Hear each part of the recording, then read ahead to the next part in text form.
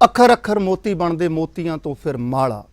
ਅੱਖਰ ਅੱਖਰ ਮੋਤੀ ਬਣਦੇ ਮੋਤੀਆਂ ਤੋਂ ਫਿਰ ਮਾਲਾ।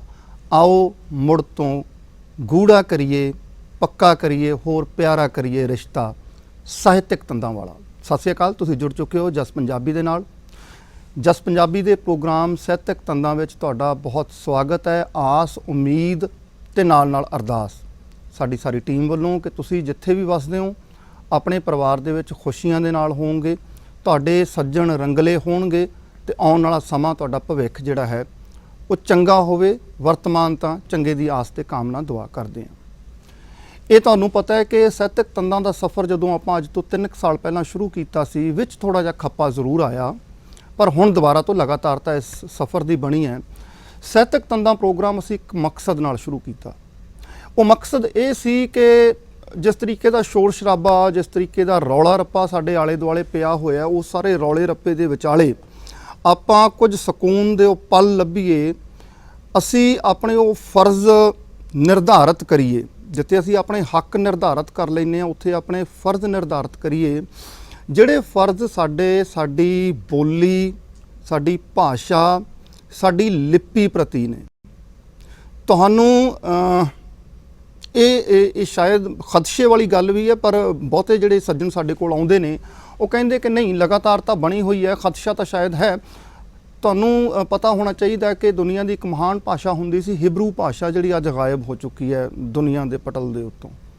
ਤੇ ਪੰਜਾਬੀ ਦਾ ਹਾਲ ਵੀ ਆਉਣ ਵਾਲੇ ਦਿਨਾਂ ਦੇ ਵਿੱਚ ਕੋਈ ਬਹੁਤਾ ਸੁਖਾਵਾਂ ਲੱਗ ਨਹੀਂ ਰਿਹਾ। ਹਾਲਾਂਕਿ ਲਗਾਤਾਰਤਾ ਦੇ ਨਾਲ ਉਪਰਾਲੇ ਜਾਰੀ ਨੇ, ਸੱਜਣ ਲੱਗੇ ਹੋਏ ਨੇ ਸਾਰੇ।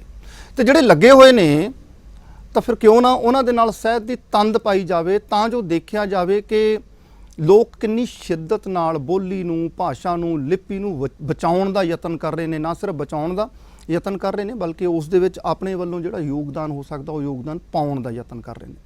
ਖੇਤਰ ਜਾਂ ਵਿਧਾ ਕੋਈ ਵੀ ਹੋਵੇ, ਉਹ ਤੁਸੀਂ ਕਾਵਿਕ ਗੱਲ ਕਰ ਸਕਦੇ ਹੋ, ਤੁਸੀਂ ਗਜ਼ਲ ਦੀ ਗੱਲ ਕਰ ਸਕਦੇ ਹੋ, ਤੁਸੀਂ ਕਹਾਣੀ ਦੀ ਗੱਲ ਕਰ ਸਕਦੇ ਹੋ, ਤੁਸੀਂ ਨਾਵਲ ਦੀ ਗੱਲ ਕਰ ਸਕਦੇ ਹੋ, ਤੁਸੀਂ ਹਾਈਕੂ ਦੀ ਗੱਲ ਕਰ ਸਕਦੇ ਹੋ, ਹੋਰ ਬੜੇ ਤੁਸੀਂ ਮਤਲਬ ਕੁਝ ਵੀ ਸਿਰਜ ਸਕਦੇ ਹੋ। ਵਿਧਾ ਕੋਈ ਵੀ ਹੋਵੇ, ਖੇਤਰ ਕੋਈ ਵੀ ਹੋਵੇ, ਤੁਹਾਡਾ ਹੋਣਾ, ਤੁਹਾਡੀ ਹੋਂਦ ਬਹੁਤ ਜ਼ਰੂਰੀ ਹੈ। ਮੇਰੇ ਨਾਲ ਅੱਜ ਦੇ ਜਿਹੜੇ ਸੱਜਣ ਜੁੜੇ ਆ ਨਾ, ਇਹ ਬੜੇ ਮਲਟੀ ਟੈਲੈਂਟਡ ਪਰਸਨੈਲਿਟੀ, ਬਹੁ ਪੱਖੀ ਸ਼ਖਸੀਅਤ ਦੇ ਮਾਲਕ। ਔਰ ਇੱਕ ਜਿਹੜੀ ਖੂਬਸੂਰਤੀ ਕਮਾਲ ਕੀ ਹੈ ਕਿ ਉਹ ਅਧਿਆਪਨ ਖਿੱਤੇ ਨਾਲ ਜੁੜੇ ਹੋਏ। ਅਧਿਆਪਕ ਜਿਹੜੇ ਕਿਸੇ ਵੀ ਕੌਮ ਜਾਂ ਦੇਸ਼ ਦਾ ਨਿਰਮਾਤਾ ਹੁੰਦੇ ਨੇ, ਪਰ ਅਧਿਆਪਨ ਖਿੱਤੇ ਦੇ ਨਾਲ ਬੋਲੀ ਦਾ ਫਿਕਰ ਉਹਨਾਂ ਨੂੰ ਕਿਤੇ ਨਾ ਕਿਤੇ ਸਤਾਉਂਦਾ। ਤੇ ਇਸੇ ਕਰਕੇ ਮਾਂ ਬੋਲੀ ਪੰਜਾਬੀ ਦੇ ਉੱਤੇ ਉਹਨਾਂ ਦਾ ਕੰਮ ਤੇ ਇਹ ਸਫ਼ਰ ਦੀ ਸ਼ੁਰੂਆਤ ਕਿਵੇਂ ਹੋਈ। ਪਹਿਲਾਂ ਸਵਾਗਤ ਕਰਦੇ ਹਾਂ ਸਾਡੇ ਅੱਜ ਦੇ ਬਹੁਤ ਪਿਆਰੇ ਜਿਹੇ ਖੂਬਸੂਰਤ ਮਹਿਮਾਨ ਸ਼੍ਰੀ ਤੇਜਿੰਦਰ ਚੋਪੜਾ ਜੀ ਦਾ। ਚੋਪੜਾ ਸਾਹਿਬ, ਬਹੁਤ ਸਵਾਗਤ ਜੀ ਆਇਆਂ ਨੂੰ। ਧੰਨਵਾਦ ਜੀ, ਸ਼ੁਕਰੀਆ, ਬਹੁਤ ਮਿਹਰਬਾਨੀ ਭਾਰਦਵਾਜ ਸਾਹਿਬ। ਔਰ ਬੜਾ ਮਿੱਠਾ, ਬਹੁਤ ਵਧੀਆ ਤਰੀਕੇ ਨਾਲ ਤੁਸੀਂ ਜਿਹੜਾ ਸ਼ੁਰੂਆਤ ਕੀਤੀ ਹੈ। ਕਾਇਲ ਹੋ ਗਿਆ ਮੈਂ ਤੁਹਾਡੀ ਪੰਜਾਬੀ ਮਾਂ ਬੋਲੀ ਦੀ ਸੇਵਾ ਤੁਸੀਂ ਕਰ ਰਹੇ ਹੋ ਔਰ ਚੈਨਲ ਕਰ ਰਹੇ ਹੋ। ਤੇ ਸਾਰੇ ਦਰਸ਼ਕਾਂ ਨੂੰ, ਸੁਣਨ ਵਾਲਿਆਂ ਨੂੰ, ਸਭ ਨੂੰ ਮੇਰੀ ਪਿਆਰ ਭਰੀ ਸਤਿ ਸ਼੍ਰੀ ਅਕਾਲ, ਨਮਸਕਾਰ ਅਤੇ ਆਦਾਬ। ਚੋਪੜਾ ਸਾਹਿਬ, ਮੈਂ ਸਾਰਿਆਂ ਨੂੰ ਮਤਲਬ ਬੇਸਿਕ ਸਵਾਲ, ਬੰਦੇ ਦੀ ਜੜ ਕਿਤੇ ਲੱਗੀ ਹੁੰਦੀ ਹੈ ਪਰਿਵਾਰਕ ਰੂਪ ਦੇ ਵਿੱਚ, ਤੇ ਤੁਹਾਡੀਆਂ ਜੜਾਂ ਕਿੱਥੇ ਜੇ ਫੈਲਦੀਆਂ ਨੇ? ਪਿਤਾ ਪੁਰਖੀ ਕਿੱਤਿਆਂ ਤੋਂ ਲੈ ਕੇ ਪਰਿਵਾਰਕ ਪਿਛੋਕੜ ਤੱਕ ਤੇ ਮੌਜੂਦਾ ਸਮੇਂ ਦੇ ਵਿੱਚ ਤੁਹਾਡੇ ਇਤਿਹਾਸ ਤੋਂ ਤੁਹਾਡੇ ਵਰਤਮਾਨ ਤੱਕ ਦਾ ਸਫ਼ਰ ਪਰਿਵਾਰਕ ਰੂਪ ਦੇ ਵਿੱਚ। ਮੈਂ 68 ਬੌਰਨ ਹੈ ਜੀ। ਅਸੀਂ ਗੱਲ ਕਰੀਏ ਕਿ ਆਜ਼ਾਦੀ ਤੋਂ ਲਗਭਗ 20 ਸਾਲ ਬਾਅਦ ਹੀ ਮੇਰਾ ਜਨਮ ਹੋਇਆ ਜੀ। ਸਾਡਾ ਪਿੰਡ ਪਾਕਿਸਤਾਨ ਦੇ ਵਿੱਚ ਗੁਜਰਾਂਵਾਲਾ ਹੈ। ਮੈਂ ਹਜੇ ਕਿ ਉੱਥੇ ਗਿਆ ਨਹੀਂ। ਗੁਜਰਾਂਵਾਲੇ ਦੇ ਕੋਲ ਇੱਕ ਜਗ੍ਹਾ ਹੈ, ਪਿੰਡ ਹੈ ਸੁਹਾਵਾ ਢਿਲਵਾਂ, ਨਾਰੰਗ ਮੰਡੀ ਦੇ ਨਾਲ। ਨਾਂ ਹੀ ਕਿੱਡਾ ਪਿਆਰਾ, ਸੁਹਾਵਾ ਢਿਲਵਾਂ। ਹਾਂਜੀ, ਤਾਂ ਉਸ ਪਿੰਡ ਦੇ ਜਿਹੜੇ ਸਾਡੇ ਪੂਰਵਜ ਨੇ, ਸਾਡੇ ਪੁਰਖੇ ਨੇ, ਉੱਥੇ ਆਪਣਾ ਪਿੰਡ ਦੇ ਵਿੱਚ ਰਹਿੰਦੇ ਸੀ, ਸ਼ਾਹੂਕਾਰਾ ਕਰਦੇ ਸੀ। ਜਦੋਂ ਦੇ ਅਸੀਂ ਹੋਸ਼ ਸੰਭਾਲੀ ਹੈ ਆਪਣੇ ਦਾਦਾ ਜੀ ਤੋਂ, ਆਪਣੇ ਦਾਦੀ ਜੀ ਤੋਂ, ਆਪਣੇ ਚਾਚੇ ਤਾਇਆਂ ਤੋਂ, ਸਾਡਾ ਸੰਯੁਕਤ ਪਰਿਵਾਰ ਜਿਹੜਾ ਹੈ ਐਡਾ ਵੱਡਾ, ਸਭ ਤੋਂ ਅਸੀਂ ਜਿਹੜਾ ਹੈ ਉਹ ਗੱਲਾਂ ਸੁਣਦੇ ਰਹੇ। ਤਾਂ ਜਿਹੜਾ 1947 ਦੀ ਵੰਡ ਦਾ ਜਿਹੜਾ ਛਾਪ ਹੈ ਮੇਰੇ ਪਿੰਡੇ ਤੇ, ਉਹ ਲਾਸ਼ਾਂ, ਉਹ ਨਿਸ਼ਾਨ, ਉਹ ਚਿੰਨ੍ਹ ਹਜੇ ਵੀ ਹੈ, ਤਾਂ ਉਹ ਮਿਟਦੇ ਨਹੀਂ। ਹਰ ਸਮੇਂ ਮੈਂ ਸਵੇਰੇ ਉੱਠਦੇ ਹੀ ਸੁਹਾਵਾ ਢਿਲਵਾਂ ਨੂੰ ਯਾਦ ਕਰਦਾ। ਤੇ ਮੇਰੇ ਮਦਰ, ਮੇਰੇ ਮਾਤਾ ਜੀ ਬਿਰਧ ਹੈ, 88 ਸਾਲ ਦੀ ਉਮਰ ਹੈ। ਮੇਰੇ ਚਾਚਾ ਜੀ ਹੈ 87-88 ਸਾਲ ਦੇ, ਔਰ ਪਰਿਵਾਰ ਦੇ ਹੋਰ ਜੀ ਵੀ ਸਾਡੇ ਹੈਗੇ ਆ। ਅਸੀਂ ਆਪਸ ਦੇ ਵਿੱਚ ਵੀ ਜਦੋਂ ਅਸੀਂ ਗੱਲਾਂ ਕਰਦੇ ਹਾਂ, ਹਾਲਾਂਕਿ ਅਸੀਂ ਮੈਕਸੀਮਮ ਲੋਕ ਇੰਗਲਿਸ਼ ਟੀਚਰ ਹੈ ਉਹਨਾਂ ਵਿੱਚੋਂ, ਕਿਉਂਕਿ ਟੀਚਿੰਗ ਪ੍ਰੋਫੈਸ਼ਨ ਦੇ ਨਾਲ ਸਾਡਾ ਪਰਿਵਾਰ ਹੈਗਾ, ਤੇ ਲੇਕਿਨ ਅਸੀਂ ਮਾਂ ਬੋਲੀ ਪੰਜਾਬੀ ਦੇ ਵਿੱਚ ਖੂਬ ਹੱਸਦੇ ਆ, ਗੱਲਾਂ ਕਰਦੇ ਆ, ਇੰਜੋਏ ਕਰਦੇ ਆ, ਔਰ ਪੰਜਾਬੀ ਦੇ ਮੁਹਾਵਰੇ, ਪੰਜਾਬੀ ਦੀਆਂ ਅਖੌਤਾਂ, ਪੰਜਾਬੀ ਦੀਆਂ ਗੱਲਾਂ ਜਿਹੜੀਆਂ ਹੈ ਇੰਨੀਆਂ ਕੁ ਹੁੰਦੀਆਂ ਕਿ ਉਹ ਵਿਰਸੇ ਦੇ ਵਿੱਚੋਂ ਹੀ ਮਿਲਿਆ। ਤਾਂ ਉਹ ਕਹਿ ਸਕਦੇ ਆ ਕਿ ਸੁਹਾਵਾ ਢਿਲਵਾ ਤੋਂ ਲੈ ਕੇ ਰੋਪੜ ਤੱਕ ਦਾ ਸਫ਼ਰ ਜਿਹੜਾ ਹੈ ਉਹ ਇਹ ਚੱਲ ਰਿਹਾ ਨਿਰੰਤਰਤਾ ਉਸ ਦੇ ਵਿੱਚ। ਜਾਣਾ ਹੈ ਜੀ ਉੱਥੇ, ਪਾਕਿਸਤਾਨ ਜਾਣਾ ਜ਼ਰੂਰ ਹੈ। ਮੈਂ ਇੰਸ਼ਾਅੱਲਾ ਵਾਹਿਗੁਰੂ ਪ੍ਰਮਾਤਮਾ ਤੁਹਾਡੀ ਇਹ ਖੁਆਇਸ਼ ਜ਼ਰੂਰ ਪੂਰੀ ਕਰੇ, ਕਿਉਂਕਿ ਸਤਿੰਦਰ ਸਰਤਾਜ ਨੇ ਵੀ ਲਿਖਿਆ ਸੀ ਕਿ ਦਿਲੀ ਖੁਆਇਸ਼ ਸ਼ਾਇਰ ਦੀ ਹੈ ਨਾ, ਉਸ ਪਾਰ ਵੀ ਜਾ ਆਈ ਹੈ। ਮੈਂ ਤਾਂ ਸ਼ਬਦਾਂ ਦਾ ਹੇਰ ਫੇਰ ਹੋ ਰਿਹਾ, ਪਰ ਉਹ ਕਹਿੰਦਾ ਕਿ ਖੁਆਇਸ਼ ਹੈ ਦਿਲੀ ਸ਼ਾਇਰ ਦੀ ਕਿ ਇੱਕ ਗੇੜਾ ਉਧਰਲਾ ਵੀ ਲੱਗ ਜਾਵੇ, ਜਿਹੜੀ ਧਰਤੀ ਹੈ ਪੀਰਾਂ ਦੀ, ਫਕੀਰਾਂ ਦੀ, ਪੈਗੰਬਰਾਂ ਦੀ, ਆਸ਼ਕਾਂ ਦੀ, ਰਾਂਝਿਆਂ ਦੀ, ਹੀਰਾਂ ਦੀ। ਜੀ ਬਿਲਕੁਲ, ਉਹਨਾਂ ਨੇ ਵੀ ਗੱਲ ਕੀਤੀ। ਇਹ ਗੱਲ ਚੱਲ ਪਈ, ਮੈਨੂੰ ਇਸ ਦੇ ਵਿੱਚ ਦੋ ਬਿਰਤਾਂਤ ਲੱਗਦੇ ਆ। ਲੋਕ ਕਹਿੰਦੇ ਆ ਕਿ ਭਾਰਤ ਤੇ ਪਾਕਿਸਤਾਨ ਦੀ ਵੰਡ ਹੋਈ, ਪਰ ਮੈਨੂੰ ਲੱਗਦਾ ਅਸਲ ਦੇ ਵਿੱਚ ਪੰਜਾਬ ਦੀ ਵੰਡ ਹੋਈ ਜੀ। ਤੁਹਾਡੇ ਕੀ ਪਿਤਾ ਜੀ, ਮਾਫ ਕਰਨਾ, ਮਾਤਾ ਜੀ ਔਰ ਚਾਚਾ ਜੀ, ਉਹ ਉੱਥੇ ਰਹੇ, ਉਹਨਾਂ ਨੇ ਉੱਥੋਂ ਦੀਆਂ ਕੋਈ ਗੱਲਾਂ ਸੁਣਾਈਆਂ ਜਾਂ ਕਰਦੇ ਨੇ ਉਹ ਗੱਲਾਂ? ਉਹ ਕਿੱਦਾਂ ਦੀ, ਮਤਲਬ ਦ੍ਰਿਸ਼ਾਵਲੀ ਕਿੱਦਾਂ ਦੀ ਹੁੰਦੀ? ਦਰਸ਼ਕਾਂ ਨਾਲ ਸਾਂਝ ਪਾਓ। ਰੋਜ਼ ਕੋਈ ਵੀ ਐਸਾ ਦਿਨ ਨਹੀਂ ਹੁੰਦਾ ਜਦੋਂ ਸਵੇਰੇ ਗੱਲ ਨਹੀਂ ਹੁੰਦੀ। ਅੱਜ ਸਵੇਰੇ ਹੀ ਮੈਂ ਮਾਤਾ ਜੀ ਤੋਂ ਰੋਜ਼ ਸਵੇਰੇ ਕੁਐਸਚਨ ਪੁੱਛਦਾ, ਕਈ ਵਾਰੀ ਜਾਣ ਕੇ, ਵੀ ਉਹਨਾਂ ਦੀਆਂ ਸੈਂਸਿਸ ਨੂੰ ਦੇਖਣ ਲਈ, ਮਾਤਾ ਪਿੰਡ ਕਿਹੜਾ ਆਪਣਾ? ਉਹ ਕਹਿਣਗੇ ਲੰਬਾ ਵਾਲੀ, ਨਾਨਕੇ ਜਿਹੜੇ ਮੇਰੇ ਮਾਤਾ ਜੀ ਦੇ ਜਿਹੜੇ ਹੈ ਲੰਬਾ ਵਾਲੀ। ਤੇ ਮੈਂ ਕਿਹਾ ਉਹ ਤੁਹਾਡੇ ਸਹੁਰੇ? ਉਹ ਕਹਿੰਦੇ ਜੀ ਸੁਹਾਵਾ ਢਿਲਵਾ। ਹਾਂਜੀ। ਔਰ ਕੱਲ ਦੀ ਗੱਲ ਹੈ, ਉਹ ਸਵੇਰੇ ਉੱਠ ਕੇ ਕਹਿੰਦੇ ਚੱਲੀਏ ਇੱਥੋਂ ਹੁਣ। ਮੈਂ ਕਿੱਥੇ? ਕਹਿੰਦੇ ਘਰ। ਮੈਂ ਕਿੱਥੇ? ਕਹਿੰਦੇ ਲੰਬਾ ਵਾਲੀ। ਸਵੇਰੇ ਉੱਠ ਕੇ ਕਹਿ ਰਹੇ ਆ, ਕਿਉਂਕਿ ਕੁਛ ਉਹਨਾਂ ਦੀ ਸਾਈਕੈਟਰੀ ਦੀ ਪ੍ਰੋਬਲਮ ਹੈ, ਪਿਛਲੀਆਂ ਫਲੈਸ਼ਬੈਕ ਮੈਮਰੀਜ਼ ਚਲੇ ਜਾਂਦੇ ਆ, ਔਰ ਉਹ ਕਹਿ ਰਹੇ ਸਵੇਰੇ ਉੱਠਦੇ ਲੰਬਾ ਵਾਲੀ ਜਾਣਾ, ਆਪਾਂ ਆਪਣੇ ਘਰ ਜਾਣਾ। ਤਾਂ ਇਹ ਜਿਹੜੀਆਂ ਰੋਜ਼ ਇਹ ਗੱਲਾਂ ਹੁੰਦੀਆਂ, ਔਰ ਪੰਜਾਬੀ ਜਿਹੜੀ ਹੈ ਮੇਰੇ ਜ਼ਿਹਨ ਦੇ ਵਿੱਚ, ਔਰ ਸਿਰ ਦੇ ਵਾਲ ਤੋਂ ਲੈ ਕੇ ਪੈਰ ਦੇ ਅੰਗੂਠੇ ਤੱਕ ਮੇਰੇ ਓਤ ਪ੍ਰੋਤਾਂ ਸੀ। ਮੈਂ ਇਕੱਲਾ ਨਹੀਂ, ਸਾਡਾ ਸਾਰਾ ਪਰਿਵਾਰ ਹੀ। ਔਰ ਪੰਜਾਬੀ ਮਾਂ ਬੋਲੀ ਜਿਹੜੀ ਹੈ, ਮੈਂ ਆਪਣੇ ਆਪ ਨੂੰ ਬੜਾ ਖੁਸ਼ਕਿਸਮਤ ਸਮਝਦਾ ਤੇ ਪਰਮਾਤਮਾ ਅੱਗੇ ਅਰਦਾਸ ਕਰਦਾ ਕਿ ਜੋ ਵੀ ਬਣਾਈ ਮੈਨੂੰ ਪੰਜਾਬ 'ਚ ਹੀ ਦੁਬਾਰਾ ਜਨਮ ਦੇ। ਉਸ ਤੋਂ ਬਾਅਦ ਵੀ ਮੈਂ ਨਾ ਦਰਸ਼ਕਾਂ ਨਾਲ ਇੱਕ ਚੋਪੜਾ ਸਾਹਿਬ ਤੁਹਾਡੀ ਗੱਲ ਦੇ ਵਿੱਚੋਂ, ਪਿਆਰੇ ਦਰਸ਼ਕੋ, ਇਹਨਾਂ ਦੇ ਮਾਤਾ ਜੀ ਦੀ ਜਦੋਂ ਮੈਂ ਗੱਲ ਸੁਣ ਰਿਹਾ ਸੀ ਤਾਂ ਮੈਂ ਕਲਪਨਾ ਦੇ ਵਿੱਚ ਮੇਰੀ ਉਡਾਰੀ ਉੱਥੇ ਆ ਗਈ ਕਿ ਇਹ ਨਾ ਦੁਖਾਂਤ ਹੈ, ਇਹ ਦੁੱਖ ਹੈ ਜੀ। ਉਹਨਾਂ ਦੇ ਅੰਦਰਲੀ ਇੱਛਾ ਤਾਂਘ ਤਾਂ ਹੈ, ਬੇਸ਼ੱਕ ਉਹਨਾਂ ਦੀ ਫਲੈਸ਼ਬੈਕ ਮੈਮਰੀ ਦੇ ਵਿੱਚ ਚਲੇ ਜਾਂਦੇ ਹੋਣਗੇ, ਪਰ ਆਪਣੇ ਜਨਮ ਭੋਏ ਨੂੰ, ਆਪਣੀ ਉਹ ਵਿਕਸਣ ਤੇ ਮੌਲਣ ਦੀ ਉਹ ਮਿੱਟੀ ਨੂੰ ਬੰਦਾ ਜਦੋਂ ਛੱਡ ਕੇ ਆਇਆ ਹੁੰਦਾ ਨਾ, ਜਾਂ ਜਿਵੇਂ ਉਹ ਤੋਂ ਛਡਵਾਇਆ ਜਾ ਰਿਹਾ ਹੁੰਦਾ ਨਾ, ਇਹ ਦੁਖਾਂਤ ਹੈ ਸੱਚਮੁੱਚ।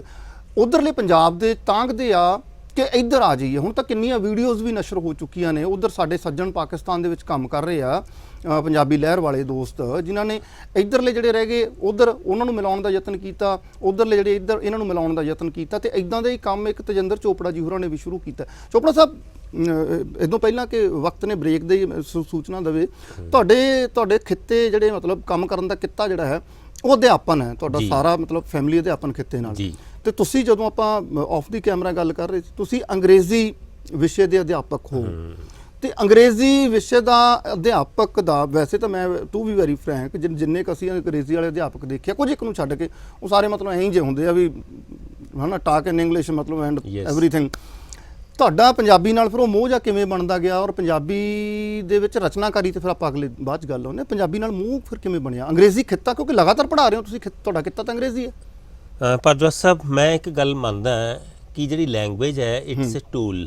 ਯੈਸ, ਕੋਈ ਵੀ ਭਾਸ਼ਾ ਇੱਕ ਟੂਲ ਹੈ, ਔਰ ਕਿਸੇ ਵੀ ਭਾਸ਼ਾ ਨੂੰ ਸਟੇਟਸ ਦੇ ਮਾਪਦੰਡ ਦੇ ਵਿੱਚ ਨਹੀਂ ਲੈਣਾ ਚਾਹੀਦਾ। ਬਹੁਤ ਅੱਛੇ। ਇੱਕ ਟੂਲ ਹੈ ਤਾਂ I am the student, I am the person who started learning alphabet in 9th class. At that time, English used to be started at the 6th standard. I did my, this matriculation in 84. ਉਦੋਂ 80-82 ਦੇ ਵਿੱਚ English ਦੇ ਦਰਸ਼ਨ ਨਹੀਂ ਹੋਏ ਸਾਨੂੰ। ਸਾਡੇ school ਦੇ ਵਿੱਚ ਸੰਸਕ੍ਰਿਤ ਦੇ ਨਾਲ ਮੈਂ ਜਿਹੜੀ ਐਡੀਸ਼ਨਲ ਸਬਜੈਕਟ ਹੁੰਦਾ ਹੈ, ਇੰਗਲਿਸ਼ ਦੀ ਥਾਂ ਤੇ 8th standard I passed with Sanskrit, not with English. ਮੇਰੇ ਖਿਆਲ 'ਚ ਹੱਥ ਮਿਲਾ ਲੈਣਾ ਚਾਹੀਦਾ। ਮੇਰਾ ਵੀ 8th standard ਜਿਹੜੀ ਆ ਉਹ ਸੰਸਕ੍ਰਿਤ ਨਾਲ ਪਾਸ ਕਰਵਾਇਆ ਗਿਆ ਸੀ। ਮੇਰੇ ਅਧਿਆਪਕ ਵੀ ਪੂਰਬੀ ਪਾਕਿਸਤਾਨ ਚੋਂ, ਲਹਿੰਦੇ ਪੰਜਾਬ ਤੋਂ ਆਏ ਹੋਏ ਸੀਗੇ ਜੀ, ਤੇ ਉਹਨਾਂ ਨੇ ਮੈਨੂੰ 8ਵੀਂ ਸਟੈਂਡਰਡ ਦੇ ਵਿੱਚ ਸੰਸਕ੍ਰਿਤ ਆਪਸ਼ਨਲ ਸਬਜੈਕਟ ਨਾਲ ਦਿੱਤਾ ਸੀਗਾ, ਐਡੀਸ਼ਨਲ ਸਬਜੈਕਟ, ਤੇ ਮੈਂ ਉਹਦੇ ਵਿੱਚ ਪਾਸ ਕੀਤਾ ਸੀਗਾ। ਤੋ ਹੋਇਆ ਕਿ 9th ਦੇ ਵਿੱਚ ਅਲਫਾਬੈਟ ਸਟਾਰਟ ਕੀਤੇ, ਲੇਕਿਨ ਉਦੋਂ ਤੱਕ ਇੰਨੀ ਕੁ ਗ੍ਰਿਪ ਬਣ ਚੁੱਕੀ ਸੀ ਪੰਜਾਬੀ ਤੇ, ਨਾਉ ਪ੍ਰਨਾਉ ਕਿਰਿਆ ਵਿਸ਼ੇਸ਼ਣ, ਜਦੋਂ ਅਸੀਂ ਉਹਨਾਂ ਨੂੰ ਇੰਗਲਿਸ਼ 'ਚ ਦੇਖਿਆ ਨਾਉਨ ਪ੍ਰਨਾਉਨ ਐਡਜੈਕਟਿਵਸ, ਮੈਂ ਕਿਹਾ ਉਹ ਸਾਰਾ ਕੁਝ ਉਹੀ ਹੈ ਜੀ।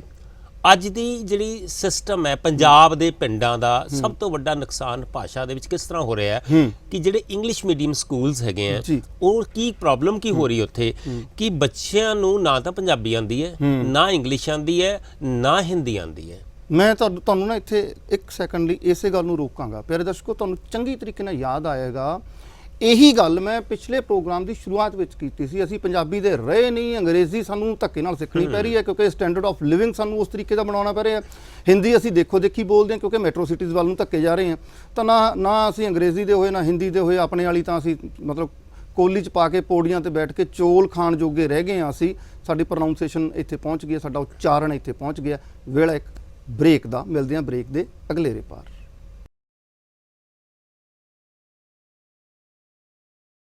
ਬ੍ਰੇਕ ਤੋਂ ਬਾਅਦ ਤੁਹਾਡਾ ਮੁੜ ਸਵਾਗਤ ਹੈ ਤੇ ਪ੍ਰੋਗਰਾਮ ਚੱਲ ਰਿਹਾ ਸਾਹਿਤਕ ਤੰਦਾਂ। ਅਸੀਂ ਜਸ ਪੰਜਾਬੀ ਦੀ ਖਿੜਕੀ ਦੇ ਰਾਹੀਂ ਤੁਹਾਡੇ ਵਿਹੜਿਆਂ ਦੇ ਵਿੱਚ ਪਹੁੰਚ ਗਏ ਹਾਂ ਤੇ ਬਾਤ ਪਾ ਰਹੇ ਹਾਂ ਪੰਜਾਬੀ ਬੋਲੀ ਦੀ, ਭਾਸ਼ਾ ਦੀ, ਲਿਪੀ ਦੀ, ਉਸ ਨੂੰ ਦਰਪੇਸ਼ ਮੁਸ਼ਕਲਾਂ, ਖਤਰਿਆਂ, ਪੰਜਾਬੀ ਸਾਹਿਤ ਲਿਟਰੇਚਰ ਦੀ। ਤੇ ਸਾਡੇ ਨਾਲ ਜੁੜੇ ਹੋਏ ਨੇ ਉਧਰਲੇ ਪੰਜਾਬ ਤੋਂ ਪਹੁੰਚੇ ਸੁਹਾਵਾ ਢਿੱਲਵਾਂ ਦੇ, ਤੇ ਰੋਪੜ ਆ ਕੇ ਬੈਠ ਗਏ, ਠਾਰ ਕੀਤੀ, ਠਿਕਾਣਾ ਕੀਤਾ। ਰੋਪੜ ਉਹ ਕੈਸੀ ਖੂਬਸੂਰਤ ਧਰਤੀ ਜਿਸ ਨੂੰ ਗੁਰੂ ਸਾਹਿਬ ਦੇ ਛੋਟੇ ਸਾਹਿਬਜ਼ਾਦਿਆਂ ਔਰ ਗੁਰੂ ਸਾਹਿਬ ਦੀ ਮਾਤਾ ਜੀ ਦਾ ਵੀ ਚਰਨ ਛੋਹ ਪ੍ਰਾਪਤ ਹੋਈ, ਜਿਹਦੇ ਆਲੇ ਦੁਆਲੇ ਨੂੰ ਵਲ ਕੇ ਜਦੋਂ ਸਤਲੁਜ ਨਿਕਲਦਾ ਤੇ ਹਵਾਵਾਂ ਪੁਰ ਗਰਮੀ ਦੇ ਵਿੱਚ ਵੀ ਉੱਥੋਂ ਠੰਡੀਆਂ ਵਗਦੀਆਂ, ਤੇ ਉਹ ਠੰਡੀਆਂ ਹਵਾਵਾਂ ਭਾਸ਼ਾ ਔਰ ਬੋਲੀ ਦੇ ਰੂਪ ਦੇ ਵਿੱਚ ਵੀ ਆਉਂਦੀਆਂ ਨੇ।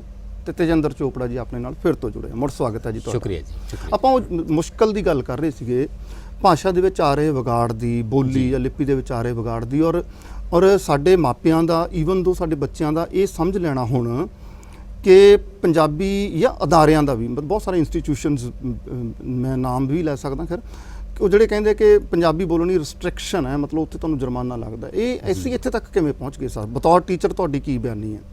ਸਰ, ਇੱਕ ਤਾਂ ਫੈਸ਼ਨ ਪ੍ਰਸਤੀ ਲੋਕਾਂ ਦੇ ਵਿੱਚ, ਕੁਝ ਜਿਹੜੇ ਇੰਗਲਿਸ਼ ਮੀਡੀਅਮ ਸਕੂਲਸ हैं, प्राइवेट अदारे हैं, वो हालांकि मैं भी प्राइवेट अदारा रन करता, एजुकेशन इंस्टीट्यूशन चलाना, पर मैं समझदा कि इक्वल इंपॉर्टेंस ਜਿਹੜੀ ਹੈ, ਪਹਿਲਾਂ ਸਭ ਤੋਂ ਪਹਿਲਾਂ ਨਾਟ ਇਕੁਅਲ, ਸਭ ਤੋਂ ਪਹਿਲਾਂ ਸਾਡੀ ਮਦਰ ਟੰਗ, ਜੇ ਮੇਰੀ ਤਮਿਲ ਹੈ ਤਾਂ ਮੈਂ ਪਹਿਲਾਂ ਤਮਿਲ ਸਿੱਖਾਂ, ਜੇ ਮੇਰੀ ਪੰਜਾਬੀ ਹੈ ਮੈਂ ਪਹਿਲਾਂ ਪੰਜਾਬੀ ਸਿੱਖਾਂ, ਜੇ ਮੇਰੀ ਕਸ਼ਮੀਰੀ ਹੈ ਪਹਿਲਾਂ ਮੈਂ ਕਸ਼ਮੀਰੀ ਸਿੱਖਾਂ। ਜਦੋਂ ਇੱਕ ਸਾਡਾ ਭਾਂਡਾ ਤਿਆਰ ਹੋ ਜਾਏਗਾ, ਉਹ 'ਚ ਜਿਹੜਾ ਮਰਜ਼ੀ, ਚਾਹੇ ਪਾਣੀ ਪਾ ਲਓ, ਚਾਹੇ ਤੇਲ ਪਾ ਲਓ, ਚਾਹੇ ਦੁੱਧ ਪਾ ਲਓ, ਚਾਹੇ ਚਾਹ ਪਾ ਲਓ, ਬਹੁਤ ਅੱਛੇ ਲੈਂਗੁਏਜਿਸ ਦੁਨੀਆ ਦੀਆਂ ਸਾਰੀਆਂ ਭਾਸ਼ਾਵਾਂ ਦਾ ਆਉਣਾ ਤਾਂ ਹੀ ਸੰਭਵ ਹੋ ਸਕਦਾ ਹੈ ਜੇ ਸਾਨੂੰ ਮਦਰ ਟੰਗ ਆਉਂਦੀ ਹੋਏਗੀ।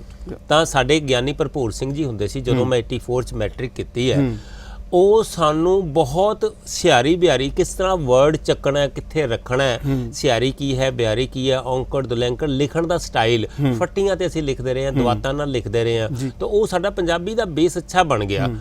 When I started, going for English, ਤਾਂ English was not a problem for me. I could easily understood ਕਿ ਇਸ ਨੂੰ ਤਾਂ ਮੈਂ ਯਾਰ ਕਰ ਹੀ ਲੈਣਾ, ਇਹ ਤਾਂ ਕੋਈ ਪ੍ਰੋਬਲਮ ਨਹੀਂ ਹੈ, ਇਹ ਤਾਂ ਉਹੀ ਚੀਜ਼ ਹੈ, ਫਰਕ ਕੁਝ ਨਹੀਂ ਹੈ। Language is language. Now in Ropar I am a well known teacher for English, but ਮੇਰੇ ਆਪਣੇ ਸਟਾਫ ਦੇ ਵਿੱਚ ਵੀ, ਸਕੂਲ 'ਚ ਵੀ, ਕਿਉਂਕਿ ਇੰਗਲਿਸ਼ ਦੇ ਵਿੱਚ ਵੀ ਟਰਾਂਸਲੇਸ਼ਨਸ ਹੁੰਦੀਆਂ ਨੇ, ਤਾਂ ਮੈਂ ਪੰਜਾਬੀ ਦੇ ਨਾਲ ਜੁੜਿਆ ਰਿਹਾ, ਸਾਹਿਤ ਪੜ੍ਹਦਾ ਰਿਹਾ। ਔਰ ਕੋਵਿਡ ਦੇ ਦੌਰਾਨ, ਕੋਵਿਡ ਲੋਕਾਂ ਲਈ ਮੈਨੂੰ ਨਹੀਂ ਪਤਾ ਕੀ ਹੈ, ਲੇਕਿਨ ਪਰਮਾਤਮਾ ਨੇ ਮੇਰੀ ਜਾਨ ਵੀ ਬਚਾਈ, ਲੇਕਿਨ ਮੈਨੂੰ ਕਿਸੇ ਦੇ ਰਸਤੇ ਵੀ ਪਾਇਆ, ਤੇ ਮੈਂ ਪੰਜਾਬੀ ਦਾ ਸਾਹਿਤ ਪੜ੍ਹਿਆ, ਬਹੁਤ ਪੜ੍ਹਿਆ। ਕਿਵੇਂ ਬਣ ਗਿਆ ਸਬੱਬ? ਕਿਵੇਂ ਬਣ ਗਿਆ ਸਬੱਬ? ਮਤਲਬ ਇਹਦੇ ਪਿੱਛੇ ਕਾਰਨ ਕੋਵਿਡ ਬਣਿਆ? ਮੈਂ ਨਾ ਵਿਹਲਾਪਨ, ਮੈਂ ਤੁਹਾਨੂੰ ਇੱਕ ਬੜੀ ਇੰਟਰਸਟਿੰਗ ਗੱਲ ਸੋਚ ਰਿਹਾ। ਮੈਂ ਇੱਕ ਦਿਨ ਮਿਸਿਸ ਨੂੰ ਆਪਣੇ ਘਰ ਬੈਠੇ ਗੱਲ ਕਰ ਰਿਹਾ ਸੀ, ਮੈਂ ਕਿਹਾ ਕੋਈ ਐਸਾ ਸਬਬ ਬਣੇ ਮੈਨੂੰ ਜੇਲ੍ਹ ਹੋ ਜਾਵੇ, ਜੇਲ੍ਹ 2 ਸਾਲ ਦੀ ਹੋ ਜਾਵੇ, ਮੈਂ ਦੇਖੋ ਕਿਆ ਲਿਖ ਕੇ ਲਿਆਉਂਗਾ ਉੱਥੋਂ। ਇਹ ਜਿਹੜਾ ਰੁਝੇਵੇਂ ਹੈ ਨਾ, ਇਹਨਾਂ ਨੂੰ ਛੱਡਣਾ ਬਹੁਤ ਜ਼ਰੂਰੀ ਸੀਗਾ। ਤਾਂ ਮੈਂ ਕੋਵਿਡ ਦੇ ਦੌਰਾਨ ਕੁਦਰਤੀ ਛੁੱਟ ਕੇ, ਲੇਕਿਨ ਹੁਣ ਮੈਂ ਖੁਦ ਛੱਡਤੇ। ਹੁਣ I have given up rigorous kind of teaching. half of the time I teach, but half of the time I write and recite, और सारा दिन मैं पंजाबी च लिखदा रहना, पढ़दा रहना। और लिटरेचर ਦੇ ਉੱਤੇ, सोशल मीडिया ਦੇ ਉੱਤੇ ਵੀ ਮੈਨੂੰ ਸਰਚ ਕਰ ਸਕਦੇ ਹੋ, ਤੇਜਿੰਦਰ ਚੋਪੜਾ, ਤੇ ਮੈਂ ਕਾਫੀ ਕੁਝ ਇਹੀ ਕੁਝ ਕਰ ਰਿਹਾ। ਰਚਨਾ ਤੇ ਆਉਂਦੇ ਆ, ਮੈਂ ਚਾਹੁੰਦਾ ਕਿ ਇਹ ਗੱਲਾਂ ਬਾਤਾਂ ਦੇ ਸਿਲਸਿਲੇ ਫਿਕਰਮੰਦੀਆਂ ਚੱਲਦੀਆਂ ਰਹਿਣਗੀਆਂ, ਬਹੁਤ ਜ਼ਰੂਰੀ ਨੇ। ਫਿਕਰਮੰਦੀਆਂ ਦੀ ਗੱਲ ਪਾਉਣੀ ਮੈਨੂੰ ਲੱਗਦਾ ਬਹੁਤ ਜ਼ਰੂਰੀ ਹੈ। ਲਿਖਣ ਦੇ ਕਾਰਜ ਦੇ ਉੱਤੇ ਮੈਂ ਚਾਹੁੰਦਾ ਕਿ ਤੁਹਾਡਾ ਕੋਈ ਕਲਾਮ ਜਿਹੜਾ ਹੈ ਮਾਂ ਬੋਲੀ ਦੇ ਲਈ, ਜਾਂ ਤੁਹਾਡਾ ਕਲਾਮ ਜਿਹੜੇ ਤੁਹਾਡੇ ਦਿਲ ਨੂੰ ਪਿਆਰਾ ਲੱਗਦਾ। ਵੈਸੇ ਤਾਂ ਮੈਂ ਕਿਸੇ ਸ਼ਾਇਰ ਨੂੰ ਪੁੱਛਾਂ, ਕਿਸੇ ਗੀਤਕਾਰ ਨੂੰ ਪੁੱਛਾਂ, ਉਹਦੇ ਲਈ ਸਭ ਹੀ ਚੰਗਾ ਹੁੰਦਾ, ਸਾਰੀ ਉਪਜ ਉਹਦੀ ਹੈ। ਪਰ ਫਿਰ ਵੀ ਆਪਾਂ ਕੁਝ ਕਲਾਮਾਂ ਦੀ ਸਾਂਝ ਵੱਲ ਹੁਣ ਵਧਦੇ ਹਾਂ। ਸੁਣਾ ਦਈਏ ਜੀ? ਬਿਲਕੁਲ ਬਿਲਕੁਲ, ਇਰਸ਼ਾਦ। ਸਟਾਰਟ ਕਰਦੇ ਹਾਂ ਜੀ। ਜੀ। ਇਸ ਸਤਲੁਜ ਦੀ ਬੋਲੀ ਬਿਆਸ ਦੀ ਬੋਲੀ, ਇਸ ਸਤਲੁਜ ਦੀ ਬੋਲੀ ਬਿਆਸ ਦੀ ਬੋਲੀ, ਰਾਵੀ ਜੇਹਲਮ ਚਨਾਬ ਦੀ ਬੋਲੀ, ਇਹ ਰੁੱਖਾਂ ਦੀ ਬੋਲੀ, ਇਹ ਸੁੱਖਾਂ ਦੀ ਬੋਲੀ, ਜਿਨ੍ਹਾਂ ਵੀਰ ਜਾਏ ਉਹਨਾਂ ਕੁੱਖਾਂ ਦੀ ਬੋਲੀ। ਕੀ ਬਾਤ ਹੈ। ਇਹ ਗੁਰੂਆਂ ਦੀ ਬੋਲੀ, ਇਹ ਪੀਰਾਂ ਦੀ ਬੋਲੀ, ਪੈਗੰਬਰਾਂ ਦੀ ਬੋਲੀ, ਫਕੀਰਾਂ ਦੀ ਬੋਲੀ। ਕੀ ਬਾਤ ਹੈ। ਇਹ ਰਾਂਝੇ ਦੀ ਬੋਲੀ, ਇਹ ਹੀਰਾਂ ਦੀ ਬੋਲੀ, ਇਹ ਮਿਰਜ਼ੇ ਦੇ ਤਰਕਸ਼ ਦੇ ਤੀਰਾਂ ਦੀ ਬੋਲੀ। ਆ ਮਾਰੀ ਨਾ ਗੱਲ, ਕੀ ਬਾਤ ਹੈ। ਇਹ ਗੀਤਾਂ ਦੀ ਬੋਲੀ, ਇਹ ਰੀਤਾਂ ਦੀ ਬੋਲੀ, ਕਦੇ ਨਾ ਜੋ ਟੁੱਟਣ ਪਰੀਤਾਂ ਦੀ ਬੋਲੀ। ਇਹ ਜਜ਼ਬੇ ਦੀ ਬੋਲੀ, ਇਹ ਫਰਜ਼ਾਂ ਦੀ ਬੋਲੀ, ਸਿਰ ਦੇ ਕੇ ਉਤਾਰੇ ਕਰਜ਼ਾਂ ਦੀ ਬੋਲੀ। ਬਹੁਤ ਅੱਛੇ। ਇਹ ਦੁਸ਼ਮਨ ਦੀ ਤੋੜੀ ਹਿੱਕ ਦੀ ਬੋਲੀ, ਸਵਾ ਲੱਖ ਦੇ ਮੁਰੇ ਇੱਕ ਦੀ ਬੋਲੀ। ਵਾਹ, ਕੀ ਬਾਤ ਹੈ। ਇਹ ਦੁਸ਼ਮਨ ਦੀ ਤੋੜੀ ਹਿੱਕ ਦੀ ਬੋਲੀ, ਸਵਾ ਲੱਖ ਦੇ ਮੂਰੇ ਇੱਕ ਦੀ ਬੋਲੀ। ਬਹਾਰਾਂ ਦੀ ਬੋਲੀ, ਤਿਹਾਰਾਂ ਦੀ ਬੋਲੀ, ਉਮਰਾਂ ਦੇ ਹਾਣੀ ਯਾਰਾਂ ਦੀ ਬੋਲੀ। ਵਾਹ। ਬਹਾਰਾਂ ਦੀ ਬੋਲੀ, ਤਿਹਾਰਾਂ ਦੀ ਬੋਲੀ, ਉਮਰਾਂ ਦੇ ਹਾਣੀ ਯਾਰਾਂ ਦੀ ਬੋਲੀ। ਇਹ ਰਾਂਝੇ ਦੀ ਬੋਲੀ, ਹੀਰਾਂ ਦੀ ਬੋਲੀ, ਮਿਰਜ਼ੇ ਦੇ ਤਰਕਸ਼ ਤੇ ਤੀਰਾਂ ਦੀ ਬੋਲੀ। ਇਹ ਤੇਰੀ ਹੈ ਬੋਲੀ। ਵਾਹ। ਇਹ ਮੇਰੀ ਹੈ ਬੋਲੀ। ਇਹ ਇਸ ਦੀ ਹੈ ਬੋਲੀ, ਇਹ ਉਸ ਦੀ ਹੈ ਬੋਲੀ, ਇਹ ਸਭ ਦੀ ਹੈ ਬੋਲੀ, ਸੋਹਣੇ ਰੱਬ ਦੀ ਹੈ ਬੋਲੀ। ਇਹ ਸਭ ਦੀ ਹੈ ਬੋਲੀ, ਸੋਹਣੇ ਰੱਬ ਦੀ ਹੈ ਬੋਲੀ। ਇਹ ਸਭ ਦੀ ਹੈ ਬੋਲੀ, ਸੋਹਣੇ ਰੱਬ ਦੀ ਹੈ ਬੋਲੀ। ਤੇ ਫਿਰ ਅਸੀਂ ਦਰਸ਼ਕੋ, ਜਦੋਂ ਸਾਡੇ ਕੋਲ ਐਸੇ ਪੁਰ ਕਲਾਮ ਵਾਲੇ ਲੋਕ ਬੈਠੇ ਹੋਣ, ਜਿਹੜੇ ਬੋਲੀ ਨੂੰ ਖਤਰੇ ਵੀ ਹੋਣਗੇ, ਜਿਹੜੀ ਭਾਸ਼ਾ ਨੂੰ ਖਤਰੇ ਵੀ ਹੋਣਗੇ, ਤਾਂ ਅਸੀਂ ਉਹਨਾਂ ਤੋਂ ਪਾਰ ਜਾਵਾਂਗੇ। ਪਰ ਉਹ ਫਿਕਰ ਜਿਹੜਾ ਮੇਰਾ, ਉਹ ਫਿਕਰ ਵੀ ਜਾਇਜ਼ ਹੈ। ਤੁਸੀਂ ਚੋਪੜਾ ਸਰ ਸੋਸ਼ਲ ਮੀਡੀਆ ਤੇ ਵੀ ਐਕਟਿਵ ਹੋ ਚੁੱਕੇ ਹੋ, ਕਿਉਂਕਿ ਤੁਹਾਨੂੰ ਪਤਾ ਹੈ ਕਿ ਜ਼ਮਾਨਾ ਜਿਹੜਾ ਉਹ ਇਸ ਵਕਤ ਹੌਲੀ ਹੌਲੀ ਤਬਦੀਲ ਹੋ ਰਿਹਾ ਹੈ। ਅਸੀਂ ਸਿਨੇਮਿਆਂ ਤੋਂ, ਟੈਲੀਵਿਜ਼ਨਾਂ ਤੋਂ ਬਾਹਰ ਨਿਕਲ ਕੇ ਮੋਬਾਈਲ ਫੋਨ ਤੇ ਆ ਗਏ, ਤੇ ਮੋਬਾਈਲ ਫੋਨ ਦੇ ਉੱਤੇ ਫਿਰ ਸਾਡੇ ਕੋਲ ਜਿਹੜਾ ਯੁੱਗ ਹੈ ਉਹ ਇੰਟਰਨੈਟ ਦਾ ਯੁੱਗ ਹੈ। ਉੱਥੇ ਤੁਸੀਂ ਕਿਵੇਂ ਆਪਣੇ ਆਪ ਨੂੰ ਸੋਸ਼ਲ ਮੀਡੀਆ ਫਰੈਂਡਲੀ ਬਣਾਇਆ? ਹਾਲਾਂਕਿ ਬਹੁਤ ਅਧਿਆਪਕ ਜਿਹੜੇ ਨੇ ਉਹ ਸਿੱਧੇ ਤੌਰ ਦੇ ਉੱਤੇ ਇਹਦੇ ਨਾਲ ਕਨੈਕਟ ਨਹੀਂ ਹੋ ਪਾਉਂਦੇ, ਮਤਲਬ ਐਕਟਿਵ ਨਹੀਂ ਹੋ ਪਾਉਂਦੇ ਹੈਗੇ, ਕਿਉਂਕਿ ਨਾ ਤਾਂ ਸਮਾਂ ਮਿਲਦਾ ਤੇ ਨਾ ਉਹ ਉਸ ਪੈਡ ਨਾਲ ਪੈਡ ਮਿਲਾ ਪਾਉਂਦੇ। ਉਹਦੇ ਨਾਲ ਕਨੈਕਟੀਵਿਟੀ ਤੁਹਾਡੀ ਪਹਿਲੀ ਗੱਲ ਉਹ ਕਿਵੇਂ ਬਣਦੀ ਹੈ? ਦੂਜੀ ਗੱਲ, ਫਿਰ ਉਹਦੇ ਉੱਤੇ ਆਰੰਭੇ ਹੋਏ ਕਾਰਜ ਕੀ ਨੇ? ਸੋਸ਼ਲ ਮੀਡੀਆ ਦੇ ਉੱਤੇ ਕੀ ਐਵੇਂ ਧੱਕੇ ਨਾਲ ਹੀ ਪੋਸਟਾਂ ਕਰਦੇ ਰਹਿੰਦੇ ਹੋ, ਜਾਂ ਫਿਰ ਉਹਦੀ ਕੋਈ ਰੈਲੇਵੈਂਸ ਜਾਂ ਸਮਾਜ ਨੂੰ ਕੋਈ ਸੇਧ ਕਰਨ ਵਾਲੀ ਪ੍ਰਕਿਰਿਆ ਦੇ ਵਿੱਚੋਂ ਗੁਜ਼ਰ ਰਹੇ ਆਪਾਂ? ਸਭ ਤੋਂ ਪਹਿਲਾਂ ਤਾਂ ਜੀ ਮੇਰੀ ਆਪਣੀ ਪਰਸਨਲ ਇੱਕ, ਕਿਉਂਕਿ ਜਿਹੜਾ ਕੋਵਿਡ ਹੈ ਨਾ 2019 ਤੋਂ ਲੈ ਕੇ 22 ਤੱਕ ਅਸੀਂ ਪਹੁੰਚ ਗਏ, ਇਸ ਦੌਰਾਨ ਸੋਸ਼ਲ ਮੀਡੀਆ ਦੀ ਰੈਲੇਵੈਂਸ ਲੋਕਾਂ ਨੂੰ ਪਤਾ ਲੱਗ ਗਈ।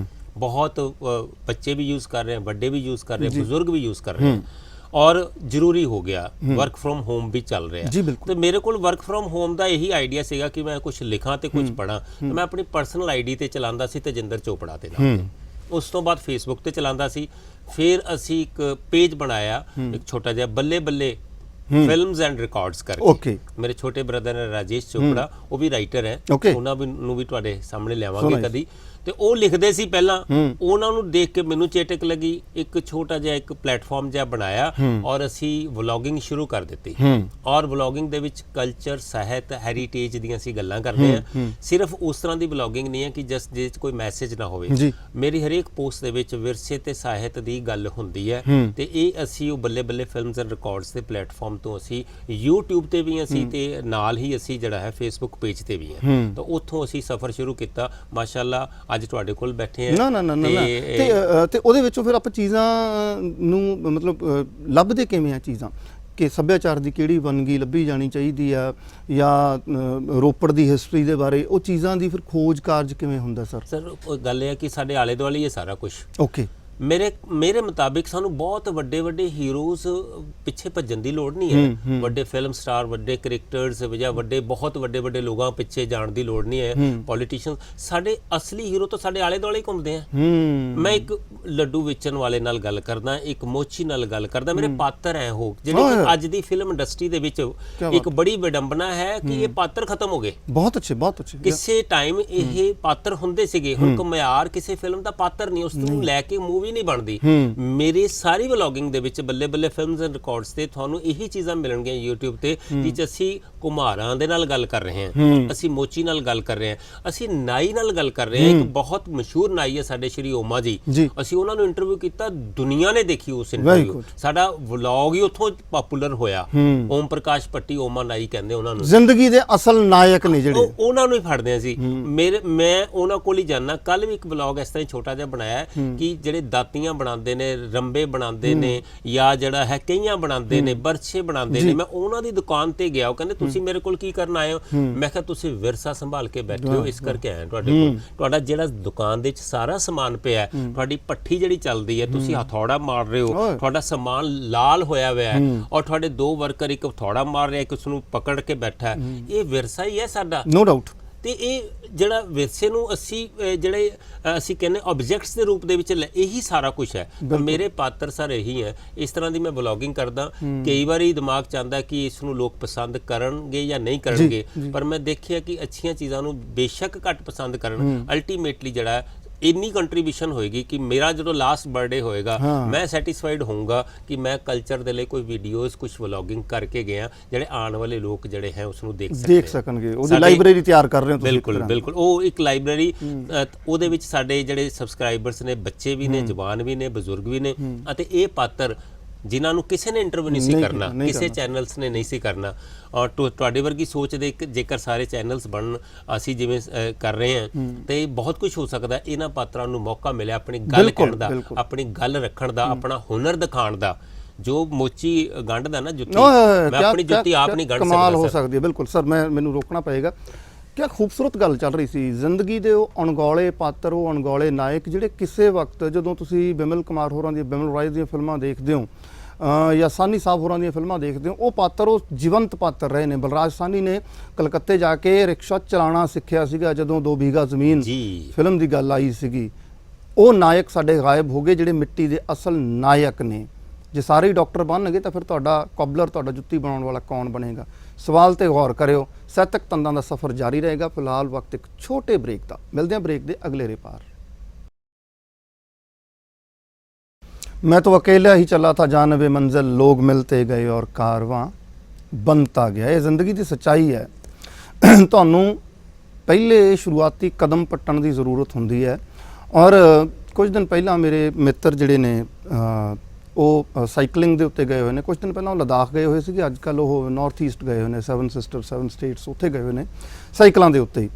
ਘੁੱਦਾ ਸਿੰਘ ਤੇ ਬਾਈ ਬਲਦੇਵ ਸਿੰਘ ਕੋਚ। ਔਰ ਉਹਨਾਂ ਨੇ ਨਾ ਬੜੀ ਸੋਹਣੀ ਇੱਕ ਕੋਟੇਸ਼ਨ ਬੋਲੀ ਕਿ ਜਿਹੜਾ ਆਨੰਦ ਹੈ ਨਾ, ਉਹ ਆਨੰਦ ਰਸਤਿਆਂ ਦਾ ਔਰ ਸਫ਼ਰ ਦਾ ਹੈ। ਮੰਜ਼ਿਲ ਤੇ ਪਹੁੰਚ ਕੇ ਕੋਈ ਆਨੰਦ ਨਹੀਂ, ਮੰਜ਼ਿਲ ਤੇ ਤਾਂ ਪਹੁੰਚ ਹੀ ਜਾਣਾ, ਸਫ਼ਰਾਂ ਦਾ ਆਨੰਦ ਹੈ। ਇਹ ਜਿਹੜਾ ਸਫ਼ਰਾਂ ਦਾ ਆਨੰਦ ਤੇਜਿੰਦਰ ਚੋਪੜਾ ਜੀ ਲੈ ਰਹੇ ਆ ਨਾ, ਇਹ ਬੜਾ ਮਹੱਤਵਪੂਰਨ ਹੈ ਤੁਹਾਡੇ ਤੱਕ ਪਹੁੰਚਣਾ। ਮੈਂ ਸਹੀ ਕਿਹਾ ਜਾਂ ਨਹੀਂ? ਬਿਲਕੁਲ ਬਿਲकुल। ਔਰ ਰੀਅਲੀ ਆਈ ਇੰਜੋਏ ਦ ਜਰਨੀ। ਹਾਂ, ਔਰ ਮੈਂ ਚਾਹੁੰਦਾ ਨਹੀਂ ਮੰਜ਼ਿਲ ਮਿਲੇ, ਇੱਦਾਂ ਹੀ ਚੱਲਦੇ ਰਹੀਏ। ਕਲਾਵਾਂ ਜੇ ਫਿਰ ਇੱਕ ਹੋਰ ਜੀ। ਹਾਂਜੀ, ਮਾਂ ਬੋਲੀ ਤੇ ਲਗਾਤਾਰ। ਬਿਲਕੁਲ, ਮਾਂ ਬੋਲੀ ਨੂੰ ਸਮਰਪਿਤ। ਹਰਫ ਬੁਲਾ ਕੇ ਆਖਦੇ ਸਾਨੂੰ ਲਫ਼ਜ਼ਾਂ ਦੇ ਵਿੱਚ ਜੜ। ਆਹ, ਹਰਫ ਬੁਲਾ ਕੇ ਆਖਦੇ, ਹਰਫ ਬੁਲਾ ਕੇ ਆਖਦੇ ਸਾਨੂੰ ਲਫ਼ਜ਼ਾਂ ਦੇ ਵਿੱਚ ਜੜ। ਇਸ਼ਕ ਹਕੀਕੀ ਸੋਚ ਦੇ ਅਲਫਾਜ਼ ਰੂਹਾਨੀ ਕੜ। ਕੀ ਬਾਤ ਹੈ, ਬਹੁਤ ਅੱਛਾ। ਹਰਫ ਬੁਲਾ ਕੇ ਆਖਦੇ ਸਾਨੂੰ ਲਫ਼ਜ਼ਾਂ ਦੇ ਵਿੱਚ ਜੜ। ਇਸ਼ਕ ਹਕੀਕੀ ਸੋਚ ਦੇ ਅਲਫਾਜ਼ ਰੂਹਾਨੀ ਕੜ। ਅੱਜ ਮਾਂ ਬੋਲੀ ਨੂੰ ਵਰਤ ਕੇ ਕੁਝ ਕਰਦੇ ਪਏ ਖੁਆਰ। ਤੂੰ ਅਲਖ ਜਗਾ ਕੇ ਸੱਚ ਦੀ ਤੇ ਹੌਲਾ ਕਰਦੇ ਭਾਰ। ਕੁਝ ਦੁਖੀ ਬੋਲੀ ਮਾਂ ਦੇ ਗਾਉਂਦੇ ਊਲ ਜਲੂਲ। ਕੁਝ ਸਾਰੇ ਨਹੀਂ, ਕੁਝ ਦੁਖੀ ਬੋਲੀ ਮਾਂ ਦੇ ਗਾਉਂਦੇ ਊਲ ਜਲੂਲ। ਦੰਬੜਿਆਂ ਪਿੱਛੇ ਭੱਜ ਕੇ ਤੇ ਲਿਖਦੇ ਗੀਤ ਫਜ਼ੂਲ। ਤੂੰ ਖੈਰ ਮਨਾਵਣ ਵਾਸਤੇ ਕੋਈ ਐਸੀ ਧੂਣੀ ਤਾ। ਮੰਤਰ ਪੜ ਕੋਈ ਇਸ਼ਕ ਦਾ ਤੇ ਸੌਖਾ ਹੋ ਜਾਏ ਸਾਹ। ਵਾਹ, ਕੀ ਬਾਤ ਹੈ, ਬਹੁਤ ਅੱਛੇ, ਬਹੁਤ ਖੂਬ। ਅੱਜ ਅੱਖਰ ਅੱਖਰ ਜ਼ਖਮੀ ਕੁਰਲਾਉਂਦੇ ਕਰਨ ਪੁਕਾਰ। ਕੀ ਬਾਤ। ਅੱਜ ਅੱਖਰ ਅੱਖਰ ਜ਼ਖਮੀ ਕੁਰਲਾਉਂਦੇ ਕਰਨ ਪੁਕਾਰ। ਬੁੱਲੇ ਵਾਰਿਸ ਸ਼ਿਵ ਜੇ ਕੋਈ ਆ ਕੇ ਲੈਵਣ ਸਾਰ। ਜੋ ਅਦਬੀ ਬਾਬੇ ਲਿਖ ਗਏ ਕਿਉਂ ਤੋੜ ਦਿੱਤੀ ਉਹ ਰੀਤ। ਝਾੜ ਕੇ ਪੱਲਾ ਇਸ਼ਕ ਦਾ ਕਿਉਂ ਲਿਖਦਾ ਕੋਝੇ ਗੀਤ। ਕੋਝੇ ਗੀਤ, ਵਾਹ। ਅਸੀਂ ਬੈਠੇ ਚੁੱਪ ਨੂੰ ਵਟ ਕੇ ਉਹ ਪਾਉਂਦੇ ਰੋਜ਼ ਧਮਾਲ। ਅਸੀਂ ਬੈਠੇ ਚੁੱਪ ਨੂੰ ਵੱਟ ਕੇ ਉਹ ਪਾਉਂਦੇ ਰੋਜ਼ ਧਮਾਲ, ਇਹ ਸੱਚ ਹੈ। ਅਸੀਂ ਬੈਠੇ ਚੁੱਪ ਨੂੰ ਵਟ ਕੇ ਉਹ ਪਾਉਂਦੇ ਰੋਜ਼ ਧਮਾਲ। ਅਸੀਂ ਭੁੱਲੀ ਬੈਠੇ ਸ਼ਾਇਰੀ ਤੇ ਛੱਡਿਆ ਹੋਇਆ ਖਿਆਲ। ਸਾਡੀ ਸੱਚੀ ਸੁੱਚੀ ਸ਼ਾਇਰੀ ਹਰ ਲਫ਼ਜ਼ ਦੇ ਵਿੱਚ ਜਾਨ। ਅਨਮੋਲ ਹੀਰੇ ਲੱਭਦੇ ਤੋਂ ਪੁੱਟ ਕੇ ਵੇਖ ਤਾਂ ਖਾਨ। ਕੀ ਬਾਤ ਹੈ, ਬਹੁਤ ਅੱਛਾ। ਸਾਡੀ ਸਭਿਅਤਾ ਸਾਡੇ ਵਿਰਸੇ ਦਾ ਘੇਰਾ ਬੜਾ ਵਿਸ਼ਾਲ। ਸਾਡੀ ਸਭਿਅਤਾ ਸਾਡੇ ਵਿਰਸੇ ਦਾ ਘੇਰਾ ਬੜਾ ਵਿਸ਼ਾਲ। ਜਦੋਂ ਢੱਡ ਸਰੰਗੀ ਵੱਜਦੀ ਵਿਖੇ ਵੱਖਰਾ ਜੌ ਜਲਾਲ। ਉਹਦੀ ਸੂਰਤ ਸੀਰਤ ਬਦਲ ਜਾਏ ਫਿਰ ਤੁਰਦਾ ਸੀਨਾ ਤਾਨ। ਹਾਏ ਹਾਏ ਕੀ ਬਾਤ ਹੈ, ਬਹੁਤ ਅੱਛੀ। ਉਹਦੀ ਸੂਰਤ ਸੀਰਤ ਬਦਲ ਜਾਏ ਫਿਰ ਤੁਰਦਾ ਸੀਨਾ ਤਾਨ। ਮਾਣ ਵਧੇਂਦਾ ਦੁੱਗਣਾ ਜੋ ਬੋਲੇ ਇਹ ਜ਼ੁਬਾਨ। ਇਹਨੂੰ ਸੱਸੀ ਪੁੰਨੂ ਬੋਲ ਗਏ ਤੇ ਬੋਲੇ ਰਾਂਝੇ ਹੀਰ। ਹਾਏ, ਇਹਨੂੰ ਸੱਸੀ ਪੁੰਨੂ ਬੋਲ ਗਏ ਤੇ ਬੋਲੇ ਰਾਂਝੇ ਹੀਰ। ਇਹਨੂੰ ਸੱਸੀ ਪੁੰਨੂ ਬੋਲ ਗਏ ਤੇ ਬੋਲੇ ਰਾਂਝੇ ਹੀਰ। ਅਰਸ਼ਾਂ ਤੋਂ ਬਾਣੀ ਉਤਰੀ ਤੇ ਲਿਖ ਗਏ ਪੀਰ ਫਕੀਰ। ਔਰ ਰਲ ਮਿਲ ਹੰਬਲਾ ਮਾਰੀਏ ਇਹਨੂੰ ਬੋਲੇ ਕੁੱਲ ਜਹਾਨ। ਇਹਦਾ ਸਭ ਤੋਂ ਉੱਚਾ ਰੁਤਬਾ ਤੇ ਜੱਗ 'ਚ ਉੱਚੀ ਸ਼ਾਨ। ਰਹੇ ਸਭ ਤੋਂ ਉੱਚਾ ਰੁਤਬਾ ਤੇ ਜੱਗ 'ਚ ਉੱਚੀ ਸ਼ਾਨ। ਵਾਹ ਕੀ ਬਾਤ ਹੈ ਜੀ, ਬਹੁਤ ਉਮਦਾ ਕਲਾਮ ਦੀ ਪੇਸ਼ਕਾਰੀ, ਔਰ ਤੁਹਾਡੀ ਪੇਸ਼ਕਾਰੀ ਵੀ ਬੜੀ ਜ਼ਬਰਦਸਤ ਸੀ। ਮਤਲਬ ਹਜੇ ਖਤਮ ਨਹੀਂ। ਹਾਂ, ਮਾਂ ਬੋਲੀ ਪੰਜਾਬੀਏ ਤੈਨੂੰ ਦਿਲ ਤੋਂ ਪੁਕਾਰਾਂ। ਵਾਹ। ਮਾਂ ਬੋਲੀ ਪੰਜਾਬੀਏ ਤੈਨੂੰ ਦਿਲ ਤੋਂ ਪੁਕਾਰਾਂ। ਚਿੱਤ ਕਰਦਾ ਅੱਜ ਤੇਰੀ ਆਰਤੀ ਉਤਾਰਾਂ। ਹਾਏ ਹਾਏ ਹਾਏ। ਮਾਂ ਬੋਲੀ ਪੰਜਾਬੀਏ ਤੈਨੂੰ ਦਿਲ ਤੋਂ ਪੁਕਾਰਾਂ। ਚਿੱਤ ਕਰਦਾ ਅੱਜ ਤੇਰੀ ਆਰਤੀ ਉਤਾਰਾਂ। ਔਂਕੜ ਦੁਲੈਂਕੜ ਸਿਹਾਰੀ ਬਿਹਾਰੀ ਸੋਹਣੀ ਤੇਰੀ ਲਿਪੀ ਏ ਜਾਨ ਤੋਂ ਵੀ ਪਿਆਰੀ। ਵਾਹ ਕੀ ਬਾਤ ਹੈ। ਬਚਪਨ 'ਚ ਤੂੰ ਮੈਨੂੰ ਲੋਰੀ ਸੁਣਾਈ। ਫੜ ਕੇ ਤੂੰ ਉਂਗਲੀ ਦੁਨੀਆ ਵਿਖਾਈ। ਕਿਤਾਬਾਂ ਦੇ ਵਿੱਚ ਮੈਨੂੰ ਫੇਰੀ ਲਵਾਈ। ਤੇਰੀ ਵਰਣਮਾਲਾ 'ਚ ਕੀਤੀ ਪੜ੍ਹਾਈ। ਤੂੰ ਜੱਗ ਤੋਂ ਹੈ ਵੱਖਰੀ, ਤੂੰ ਅਰਸ਼ਾਂ ਤੋਂ ਆਈ। ਵਾਹ। ਬਿਨ ਤੇਰੇ ਹਰ ਬੋਲੀ ਲੱਗਦੀ ਪਰਾਈ। ਬੁੱਲਾ ਵੀ ਤੂੰ ਏ ਤੇ ਵਾਰਸ ਵੀ ਤੂੰ ਏ। ਅੰਮ੍ਰਿਤਾ ਦੀ ਕਲਮ ਦਾ ਧਾਰਸ ਵੀ ਤੂੰ ਏ। ਸੱਚ ਕਹਿਣਾ ਮੱਕਾ ਬਨਾਰਸ ਵੀ ਤੂੰ ਏ। ਸਲੀਕਾ ਸਿਖਾਇਆ ਤੂੰ ਰਹਿਣਾ ਸਿਖਾਇਆ। ਉੱਠਣਾ ਖਲੋਣਾ ਤੇ ਬਹਿਣਾ ਸਿਖਾਇਆ। ਜੋ ਲਿਖਿਆ ਹੈ ਉਸ ਨੂੰ ਤੂੰ ਕਹਿਣਾ ਸਿਖਾਇਆ। ਕੀ ਬਾਤ ਹੈ, ਕੀ ਬਾਤ। ਹਰਫਾਂ ਨੂੰ ਚੋਰੀ ਦੇ ਵਾਂਗ ਰਲਾਇਆ। ਹਰਫਾਂ ਨੂੰ ਚੋਰੀ ਚੂਰੀ ਦੇ ਵਾਂਗ ਰਲਾਇਆ। ਰਲਾਇਆ। ਭਰ ਕੇ ਪਰਾਤਾਂ ਤੂੰ ਖੂਬ ਰਜਾਇਆ। ਮਿਟਾਵਣ ਲਈ ਤੈਨੂੰ ਜਦ ਵਗੇ ਹਨੇਰੀ। ਹਿਫਾਜ਼ਤ ਫਿਰ ਪੁੱਤਰ ਨੇ ਕਰਦੇ ਬਥੇਰੀ। ਗੁਰੂਆਂ ਦੀ ਥਾਪੀ ਨੇ ਬਲ ਤੈਨੂੰ ਦਿੱਤਾ। ਹਰ ਮੁਸ਼ਕਲ ਨਜਿੱਠਣ ਦਾ ਵੱਲ ਤੈਨੂੰ ਦਿੱਤਾ। ਵਾਹ। ਹਰ ਜਨਮ 'ਚ ਤੇਰਾ ਹੀ ਪੁੱਤਰ ਬਣਾ ਮੈਂ। ਕੀ ਬਾਤ ਹੈ। ਹਰ ਜਨਮ 'ਚ ਤੇਰਾ ਹੀ ਪੁੱਤਰ ਬਣਾ ਮੈਂ। ਲਿਖ ਲਿਖ ਸੋਲੇ ਸੁਪੁੱਤਰ ਬਣਾ ਮੈਂ। ਜੋ ਝਗੜੇ ਨੇ ਪਾਉਂਦੇ, ਜੋ ਸਭ ਨੂੰ ਸਤਾਉਂਦੇ। ਧਰਮਾਂ ਦੇ ਨਾਂ ਤੇ ਜੋ ਵੰਡੀਆਂ ਨੇ ਪਾਉਂਦੇ। ਰੱਬ ਦੀ ਕਚਹਿਰੀ 'ਚ ਦੋਸ਼ੀ ਬਣਨਗੇ। ਦੋਜ਼ਖ ਦੀ ਅੱਗ 'ਚ ਵੇਖੀ ਸੜਨਗੇ। ਵੇਖਣ ਬਿਲਕੁਲ। ਤੇਰੀ ਹਾਂ ਦੇ ਵਿੱਚ ਹੁੰਗਾਰਾ ਹੈ ਮੇਰਾ। ਵਾਹ। ਨਹੀਂ ਤੇਰੇ ਬਿਨ ਗੁਜ਼ਾਰਾ ਹੈ ਮੇਰਾ। ਅੰਦਰਾਂ ਦੇ ਵਿੱਚ ਤੂੰ ਹੈ ਡੇਰਾ ਲਗਾਇਆ। ਮੈਂ ਰੂੜੀ ਸਾਂ ਉਸ ਤੇ ਤੂੰ ਦੀਪਕ ਜਗਾਇਆ। ਤੇਰੀ ਲੌ ਨੇ ਮੈਨੂੰ ਹੈ ਰਸਤਾ ਵਿਖਾਇਆ। ਤੂੰ ਚਿੰਤਨ ਦਾ ਸਿਖਰ ਤੂੰ ਉਸ ਦੀ ਡੂੰਘਾਈ। ਉਤਰਿਆ ਹੀ ਤਰਿਆ ਜਿਸ ਡੁਬਕੀ ਲਗਾਈ। ਮਰ ਕੇ ਵੀ ਤੇਰਾ ਮੈਂ ਪੱਲਾ ਨਾ ਛੱਡੂੰ। ਦਿਲ ਵਿੱਚੋਂ ਤੈਨੂੰ ਮੈਂ ਹਰਗਿਜ਼ ਨਾ ਕੱਢੂੰ। ਹੋਲੀ ਦੀਵਾਲੀ ਵਿਸਾਖੀ ਤੇ ਲੋਹੜੀ ਤੇਰੇ ਨਾਲ ਸੌਂਦੇ ਸੁਹਾਗ ਤੇ ਕੋੜੀ। ਕੀ ਬਾਤ ਹੈ, ਕੀ ਬਾਤ ਹੈ। ਤੂੰ ਸਭ ਤੋਂ ਹੈ ਮਿੱਠੀ, ਤੂੰ ਸਭ ਤੋਂ ਪਿਆਰੀ। ਵਾਹ। ਤੂੰ ਸਭ ਤੋਂ ਹੈ ਮਿੱਠੀ, ਤੂੰ ਸਭ ਤੋਂ ਪਿਆਰੀ। ਤੂੰ ਫੁੱਲਾਂ ਦੀ ਛਹਿਬਰ ਤੇ ਸਜਰੀ ਕਿਆਰੀ। ਸ਼ਿਵ ਦੀ ਕਲਮ ਤੇ ਜੋ ਮੋਤੀ ਸਜਾਏ। ਪਾਤਰ ਨੇ ਲਿਖ ਲਿਖ ਮੁੜ ਝੋਲੀ ਪਾਏ। ਕੀ ਬਾਤ ਹੈ। ਸ਼ਿਵ ਦੀ ਕਲਮ ਤੇ ਜੋ ਮੋਤੀ ਸਜਾਏ। ਪਾਤਰ ਨੇ ਲਿਖ ਲਿਖ ਮੁੜ ਝੋਲੀ ਪਾਏ। ਉਧਰ ਵੀ ਤੇਰੇ ਨੇ ਪੁੱਤਰ ਬਥੇਰੇ। ਹਾਏ ਹਾਏ। ਉਧਰ ਵੀ ਤੇਰੇ ਨੇ ਪੁੱਤਰ ਬਥੇਰੇ। ਫੈਲਾਉਂਦੇ ਨੇ ਚਾਨਣ ਮਿਟਾਉਂਦੇ ਹਨੇਰੇ। ਅਫਜ਼ਲ ਸਾਹਿਰ। ਹੌਲੀ ਹੌਲੀ ਨਾਮ ਲਊਂਗਾ। ਆਉਣ ਦੋ ਮੇਰੇ ਸਾਰੇ ਅਦੀਬ ਨੇ। ਅਫਜ਼ਲ ਸਾਹਿਰ, ਬਾਬਾ ਨਦੀਮ ਤੇ ਨਦੀਮ ਹੁਸੈਨ ਕਾਦਰੀ ਜੀ। ਅਫਜ਼ਲ ਸਾਹਿਰ, ਬਾਬਾ ਨਦੀਮ ਤੇ ਨਜ਼ਮੀ, ਸਾਬਰ ਅਲੀ ਤੇ ਸਾਈਂ ਜ਼ਹੂਰ ਤੁੰਬੇ ਵਾਲੇ। ਹਾਂਜੀ। ਅਫਜ਼ਲ ਸਾਹਿਰ, ਬਾਬਾ ਨਦੀਮ ਤੇ ਨਜ਼ਮੀ, ਸਾਬਰ ਅਲੀ ਤੇ ਸਾਈਂ ਜ਼ਹੂਰ। ਜਦੋਂ ਬੋਲਣ ਪੰਜਾਬੀ ਤੇ ਚੜ੍ਹਦਾ ਸਰੂਰ। ਜਦੋਂ ਬੋਲਣ ਪੰਜਾਬੀ ਤੇ ਚੜ੍ਹਦਾ ਸਰੂਰ। ਮਹਿਮਾ ਚ ਤੇਰੇ ਮਾਲਾ ਪੜੋਈ। ਕਰੀ ਮਾਫ ਮੈਨੂੰ ਗੁਸਤਾਖੀ ਜੇ ਹੋਈ। ਕਰੀ ਮਾਫ ਮੈਨੂੰ ਗੁਸਤਾਖੀ ਜੇ ਹੋਈ। ਕਰੀ ਮਾਫ ਮੈਨੂੰ ਗੁਸਤਾਖੀ ਜੇ ਹੋਈ।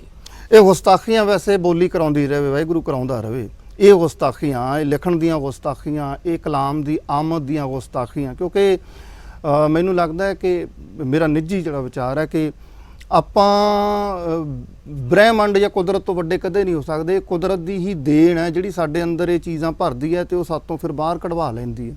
ਇਹ ਗੁਸਤਾਖੀ ਅਸੀਂ ਕਰ ਰਹੇ ਹੁੰਦੇ ਹਾਂ ਤੇ ਗੁਸਤਾਖੀਆਂ ਕਰਦੇ ਰਹੀਏ। ਚੋਪੜਾ ਸਾਹਿਬ, ਮੈਂ ਬਹੁਤ ਸਾਰੇ ਸਿੰਗਰਸ ਜਿਹੜੇ ਹਿੱਟ ਨੇ ਜਿਨ੍ਹਾਂ ਦੀ ਗੱਲ ਆਪਾਂ ਵਿੱਚ ਊਲ ਜਲੂਲ ਦੇ ਰੂਪ ਦੇ ਵਿੱਚ ਜੀ। ਕੀਤੀ ਹੈ, ਫਜ਼ੂਲ ਦੇ ਰੂਪ ਦੇ ਵਿੱਚ ਕੀਤੀ ਹੈ, ਬਹੁਤ ਸਾਰਿਆਂ ਦਾ ਮੰਨਣਾ ਇਹ ਹੈ ਕਿ ਵੀ ਪੜ੍ਹਨਾ ਤਾਂ ਕੋਈ ਜ਼ਰੂਰੀ ਨਹੀਂ ਹੈ। ਗੀਤ ਕਹਿੰਦੇ ਵੀ ਭਾਈ ਸਾਨੂੰ ਤਾਂ ਸਿਚੁਏਸ਼ਨ ਆਉਂਦੀ ਹੈ ਤੇ ਅਸੀਂ ਤਾਂ ਗੱਡੀ ਜਾਂਦੇ ਆ ਗੀਤ ਲਿਖ ਦਿੰਦੇ ਆ ਤੇ ਉਹ ਹਿੱਟ ਵੀ ਹੋ ਜਾਂਦਾ ਹੈ, ਮਿਲੀਅਨਸ ਟ੍ਰਿਲੀਅਨ ਵਿਊ ਉਹਨਾਂ ਦੇ ਹੋ ਜਾਂਦੇ ਆ, ਕਰੋੜਾਂ ਰੁਪਈਆ ਉਹ ਬਣਾ ਰਹੇ ਆ ਉਹਦੇ ਉੱਤੇ। ਜੀ। ਪਰ ਤੁਹਾਡਾ ਆਪਣਾ ਮੰਨਣਾ ਕੀ ਹੈ ਕਿ ਵਿਦਾ ਭਾਸ਼ਾ ਕੋਈ ਵੀ ਹੋਵੇ, ਤਮਿਲ, ਤੇਲਗੂ, ਕੰਨੜ, ਕਰਨਾਟਕਾ, ਚਾਹੇ ਫ੍ਰੈਂਚ ਹੋਵੇ ਉਹ, ਚਾਹੇ ਇਟਾਲੀਅਨ ਹੋਵੇ, ਤੁਹਾਨੂੰ ਕੀ ਲੱਗਦਾ ਕਿ ਪੜ੍ਹਨਾ ਕਿੰਨਾ ਕੁ ਲਾਜ਼ਮੀ ਹੈ ਕਿਸੇ ਵੀ ਮਨੁੱਖ ਲਈ, ਉਹ ਚਾਹੇ ਸਾਹਿਤਕਾਰ ਹੋਵੇ ਜਾਂ ਨਾ ਹੋਵੇ? ਪਰ ਸਾਹਿਤਕਾਰੀ ਲਈ ਤਾਂ ਖੈਰ ਕਿੰਨਾ ਕੁ ਲਾਜ਼ਮੀ ਹੈ? ਕੀ ਪੜ੍ਹਨਾ ਚਾਹੀਦਾ ਹੈ ਜਾਂ ਨਹੀਂ ਪੜ੍ਹਨਾ ਚਾਹੀਦਾ? ਪੜ੍ਹਨ ਤੋਂ ਬਿਨਾਂ ਵੀ ਸਰ ਸਕਦਾ ਬੰਦੇ ਦਾ? ਦੇਖੋ, ਕਿਹੜਾ ਵਿਅਕਤੀ ਅੱਛਾ ਬੋਲਦਾ ਹੈ, ਜਿਹੜਾ ਅੱਛਾ ਸੁਣਦਾ ਪਹਿਲਾਂ ਜੀ। person who is a good listener, he can speak well, he can communicate well, he can address the people। ਮੈਂ ਅਕਸਰ ਕਹਿੰਦਾ ਕਿ ਸਾਡੇ ਬੋਲਣ ਦਾ ਸਾਡੇ 'ਚ ਵੱਲ ਤਾਂ ਹੀ ਆਏਗਾ ਜੇ ਸਾਨੂੰ ਸੁਣਨ ਦਾ ਵੱਲ ਆਏਗਾ, ਪਹਿਲੀ ਗੱਲ। ਦੂਸਰੀ ਗੱਲ, ਲਿਖਣ ਦਾ ਵੱਲ ਤੁਹਾਨੂੰ ਕਿਸੇ ਨੂੰ ਵੀ, ਤੁਹਾਨੂੰ ਕਿਸੇ ਨੂੰ ਵੀ ਤਾਂ ਆਏਗਾ ਜੇ ਉਸ ਨੂੰ ਪੜ੍ਹਨ ਦਾ ਵੱਲ ਆਏਗਾ। ਖਮੀਰ ਉੱਠਦਾ ਸਰ ਕੁਛ ਦੇਰ। ਮੇਰੇ ਨਾਲ ਤਾਂ ਇਹ ਹਾਲਤ ਹੁੰਦੀ ਹੈ ਕਿ ਜਦੋਂ ਮੈਂ ਪੜ੍ਹਨਾ ਸ਼ੁਰੂ ਕਰਦਾ, ਕੋਈ ਬੁੱਕ ਸ਼ੁਰੂ ਕਰਦਾ, 40% 50% ਬੁੱਕ ਤੇ ਪਹੁੰਚ ਜਾਣਾ ਨਾ ਜਦੋਂ, ਤਾਂ ਮੈਂ ਪੈਨ ਚੱਕ ਲੈਂਦਾ। ਤੁਹਾਡੇ ਅੰਦਰੋਂ ਉਹ ਮੈਨੂੰ ਲੱਗਦਾ ਕਿ ਕੋਈ ਐਸੀ ਚੀਜ਼, ਕੋਈ ਐਸਾ ਸ਼ਬਦ ਟੁੰਬ ਜਾਂਦਾ, ਮੈਂ ਉਹ ਚੱਕ ਲੈਣਾ। ਮੈਂ ਇੱਕ ਐਗਜ਼ਾਮਪਲ ਦੱਸਦਾ। ਮੈਂ ਇੱਕ ਖੂਹ ਦੇ ਉੱਤੇ ਕੁਝ ਪੜ੍ਹ ਰਿਹਾ ਸੀਗਾ, ਕਿਤੇ ਉੱਥੇ ਲਿਖਿਆ ਸੀਗਾ ਕਿ ਮੁਹਾਵਰਾ ਸੀਗਾ ਕਿ ਖੂਹ ਦੇ ਕੋਲ ਜਾਣਾ ਪੈਂਦਾ। ਅਕਸਰ ਕਹਿੰਦੇ ਅਸੀਂ ਖੂਹ ਨੇ ਚੱਲ ਕੇ ਨਹੀਂ ਆਣਾ, ਪਿਆਸੇ ਨੂੰ ਖੂਹ ਕੋਲ ਜਾਣਾ। ਹਾਂ, ਪਿਆਸੇ ਨੂੰ ਖੂਹ ਕੋਲ ਜਾਣਾ ਪੈਂਦਾ। ਤਾਂ ਮੇਰੇ ਮਨ ਦੇ ਵਿੱਚ ਆਇਆ ਵੀ ਇਹ ਯਾਰ ਇਹ ਉਲਟ ਹੋ ਸਕਦਾ ਹੈ, ਖੂਹ ਵੀ ਚੱਲ ਕੇ ਆ ਸਕਦਾ ਹੈ। ਤਾਂ ਮੈਂ ਉੱਤੇ ਲਿਖਿਆ, ਤੁਹਾਨੂੰ ਸੁਣਾਉਣਾ। ਕਲਪਨਾ ਤੁਹਾਡੀ ਇਹਨੇ ਉਡਾਰੀ ਮਾਰੀ। ਮੈਂ ਤੁਸੀਂ ਗੱਲ ਕਰ ਰਹੇ ਵੀ ਲਿਖਣ ਦੀ ਗੱਲ, ਲਿਖਣ ਪੜ੍ਹੇ ਤੋਂ ਬਿਨਾਂ ਲਿਖਿਆ ਨਹੀਂ ਜਾ ਸਕਦਾ। ਮਤਲਬ ਇਹ ਤੁਹਾਡਾ ਇੱਕ ਸਪਸ਼ਟ ਹੋਇਆ ਨਾ? ਬਿਲਕੁਲ, ਕਿਉਂਕਿ ਜਾਂ ਸੁਣੋ, ਅੱਛੇ ਲੋਕਾਂ ਦੀ ਸੰਗਤ ਕਰੋ ਤਾਂ ਲਿਖੋਗੇ, ਅੱਛੀਆਂ ਕਿਤਾਬਾਂ ਪੜ੍ਹੋ ਤਾਂ ਲਿਖੋਗੇ, ਅੱਛੇ ਲੋਕਾਂ ਦੀ ਸੋਬਤ ਕਰੋ ਤਾਂ ਲਿਖੋਗੇ, ਅੱਛੀਆਂ ਗੱਲਾਂ ਸੁਣੋ ਤਾਂ ਲਿਖੋਗੇ। ਤੁਹਾਡਾ ਆਲਾ ਦੁਆਲਾ, ਤੁਹਾਡਾ ਵਾਤਾਵਰਨ ਜਿਹੜਾ ਹੈ ਉਹ ਉਸ ਤਰ੍ਹਾਂ ਦਾ ਬਣੇਗਾ। ਮੇਰੇ ਆਲੇ ਦੁਆਲੇ ਦਾ ਵਾਤਾਵਰਨ, ਮੇਰੇ ਤੇ ਪ੍ਰਭਾਵ ਮੇਰੇ ਚਾਚਾ ਜੀ ਦਾ, ਮੇਰੇ ਟੀਚਰ ਵੀ ਹੈ ਸ਼੍ਰੀ ਮਨੋਹਰ ਲਾਲ ਚੋਪੜਾ ਜੀ, ਮੇਰੇ ਮਾਤਾ ਜੀ, ਮੇਰੇ ਹੋਰ ਚਾਚੇ ਤਾਏ ਸ਼੍ਰੀ ਰਾਮ ਲਾਲ ਚੋਪੜਾ ਜੀ, ਰੋਸ਼ਨ ਲਾਲ ਚੋਪੜਾ ਜੀ, ਇਹ ਸਾਰੇ ਜਿਹੜੇ ਪੰਜਾਬੀ 'ਚ ਜਦੋਂ ਅਸੀਂ ਗੱਲਾਂ ਕਰਦੇ ਹਾਂ, ਉਹ ਜਿਹੜੀਆਂ ਗੱਲਾਂ ਸੁਣਾਉਂਦੇ ਨੇ ਉਹ ਗੱਲਾਂ ਹੀ ਬਾਹਰ ਆ ਰਹੀ ਹੈ। ਕੀ ਬਾਤ ਹੈ। ਮੈਂ ਆਪਾਂ ਇਹਨਾਂ ਗੱਲਾਂ ਦੇ ਫਲਾਅ ਨੂੰ ਔਰ ਬਾਹਰ ਆਉਣ ਦੇ ਜਿਹੜਾ ਇੱਕ ਚਸ਼ਮਾ ਫੁੱਟ ਰਿਹਾ, ਇਸ ਨੂੰ ਰੋਕਣ ਨਹੀਂ ਦੇਣਾ। ਪਰ ਅਗਲੇ ਭਾਗ ਦੇ ਵਿੱਚ ਆਪਾਂ ਇਸ ਲਗਾਤਾਰਤਾ ਨੂੰ ਜਾਰੀ ਰੱਖਾਂਗੇ। ਵਕਤ ਇੱਕ ਛੋਟੇ ਵਕਫੇ ਦਾ ਹੋਇਆ, ਮਿਲਦੇ ਹਾਂ ਵਕਫੇ ਦੇ ਉਸ ਪਾਰ।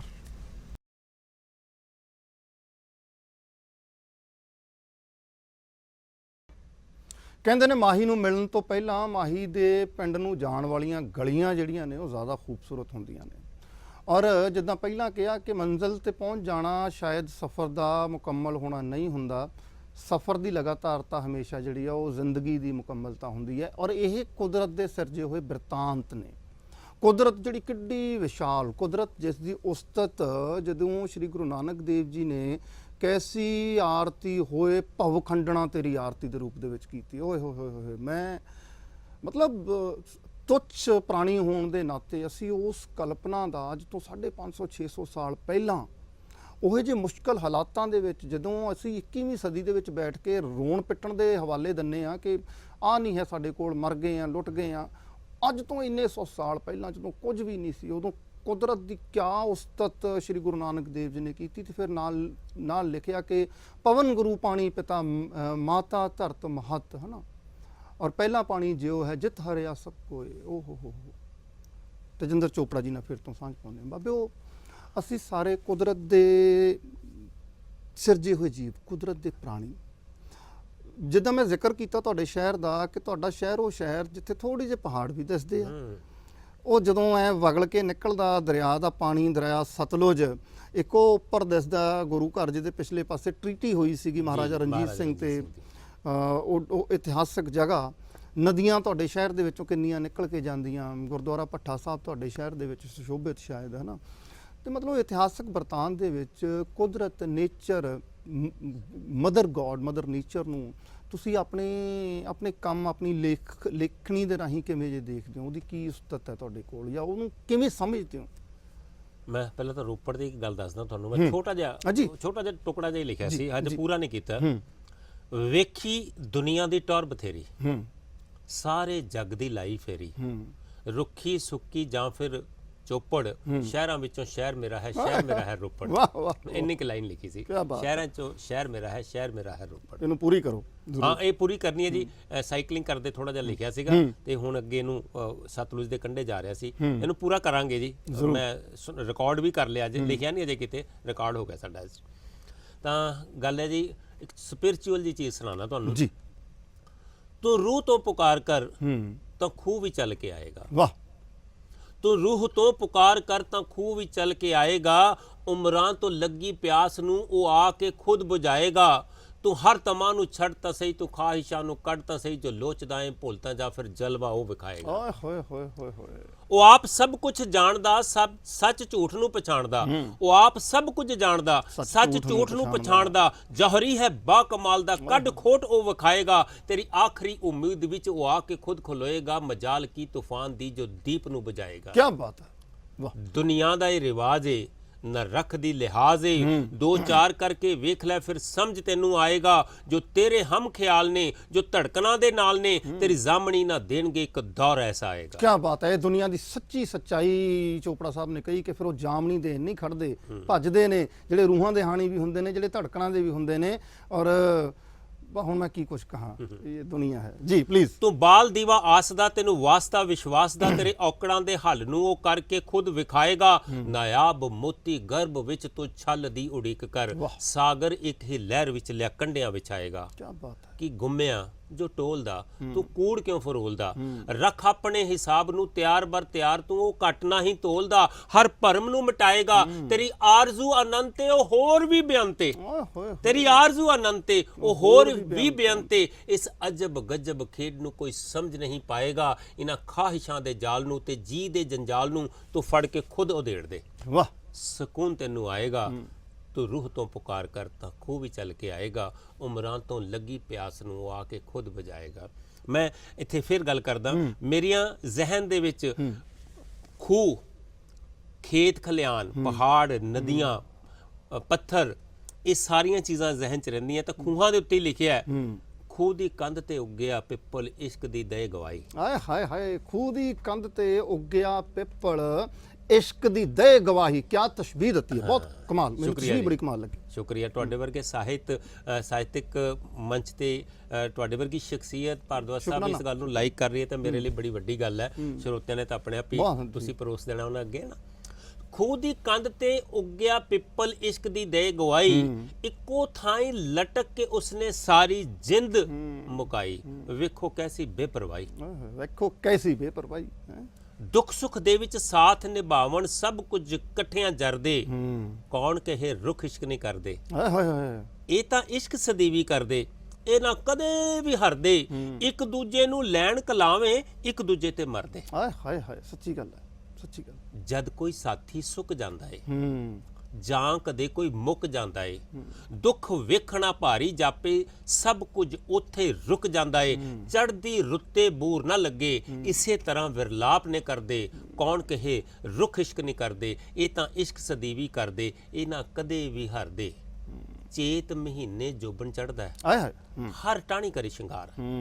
ਹਵਾ ਸ਼ੂਕ ਦੀ ਜਦ ਵੀ ਚੱਲੇ, ਛਿੜ ਜਾਵਣ ਮਲਹਾਰ। ਪੱਤਿਆਂ ਦੀ ਖੜਖੜ ਜਾਪੇ ਜਿਉਂ, ਇਹਨੇ ਆਹਾਂ ਭਰਦੇ।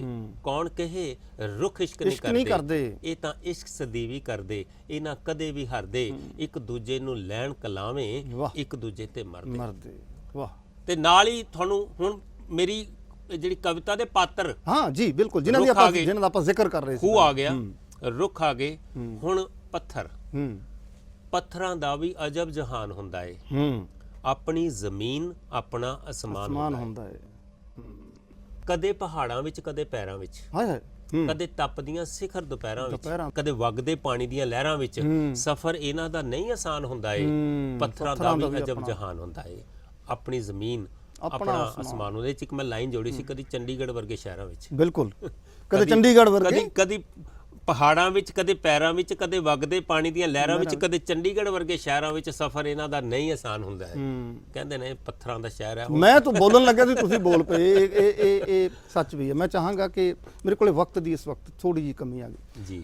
1 ਮਿੰਟ ਤੁਹਾਡੇ ਕੋਲ, 1 ਮਿੰਟ ਦੇ ਵਿੱਚ ਕਿਸੇ ਕਲਾਮ ਦੀ ਸਾਂਝ ਹੋਰ ਪਾ ਲਈਏ, ਉਸ ਤੋਂ ਬਾਅਦ ਆਪਾਂ ਇਸ ਪ੍ਰੋਗਰਾਮ ਦੇ ਸਮਾਪਨ ਵੱਲ ਵਧਾਂਗੇ।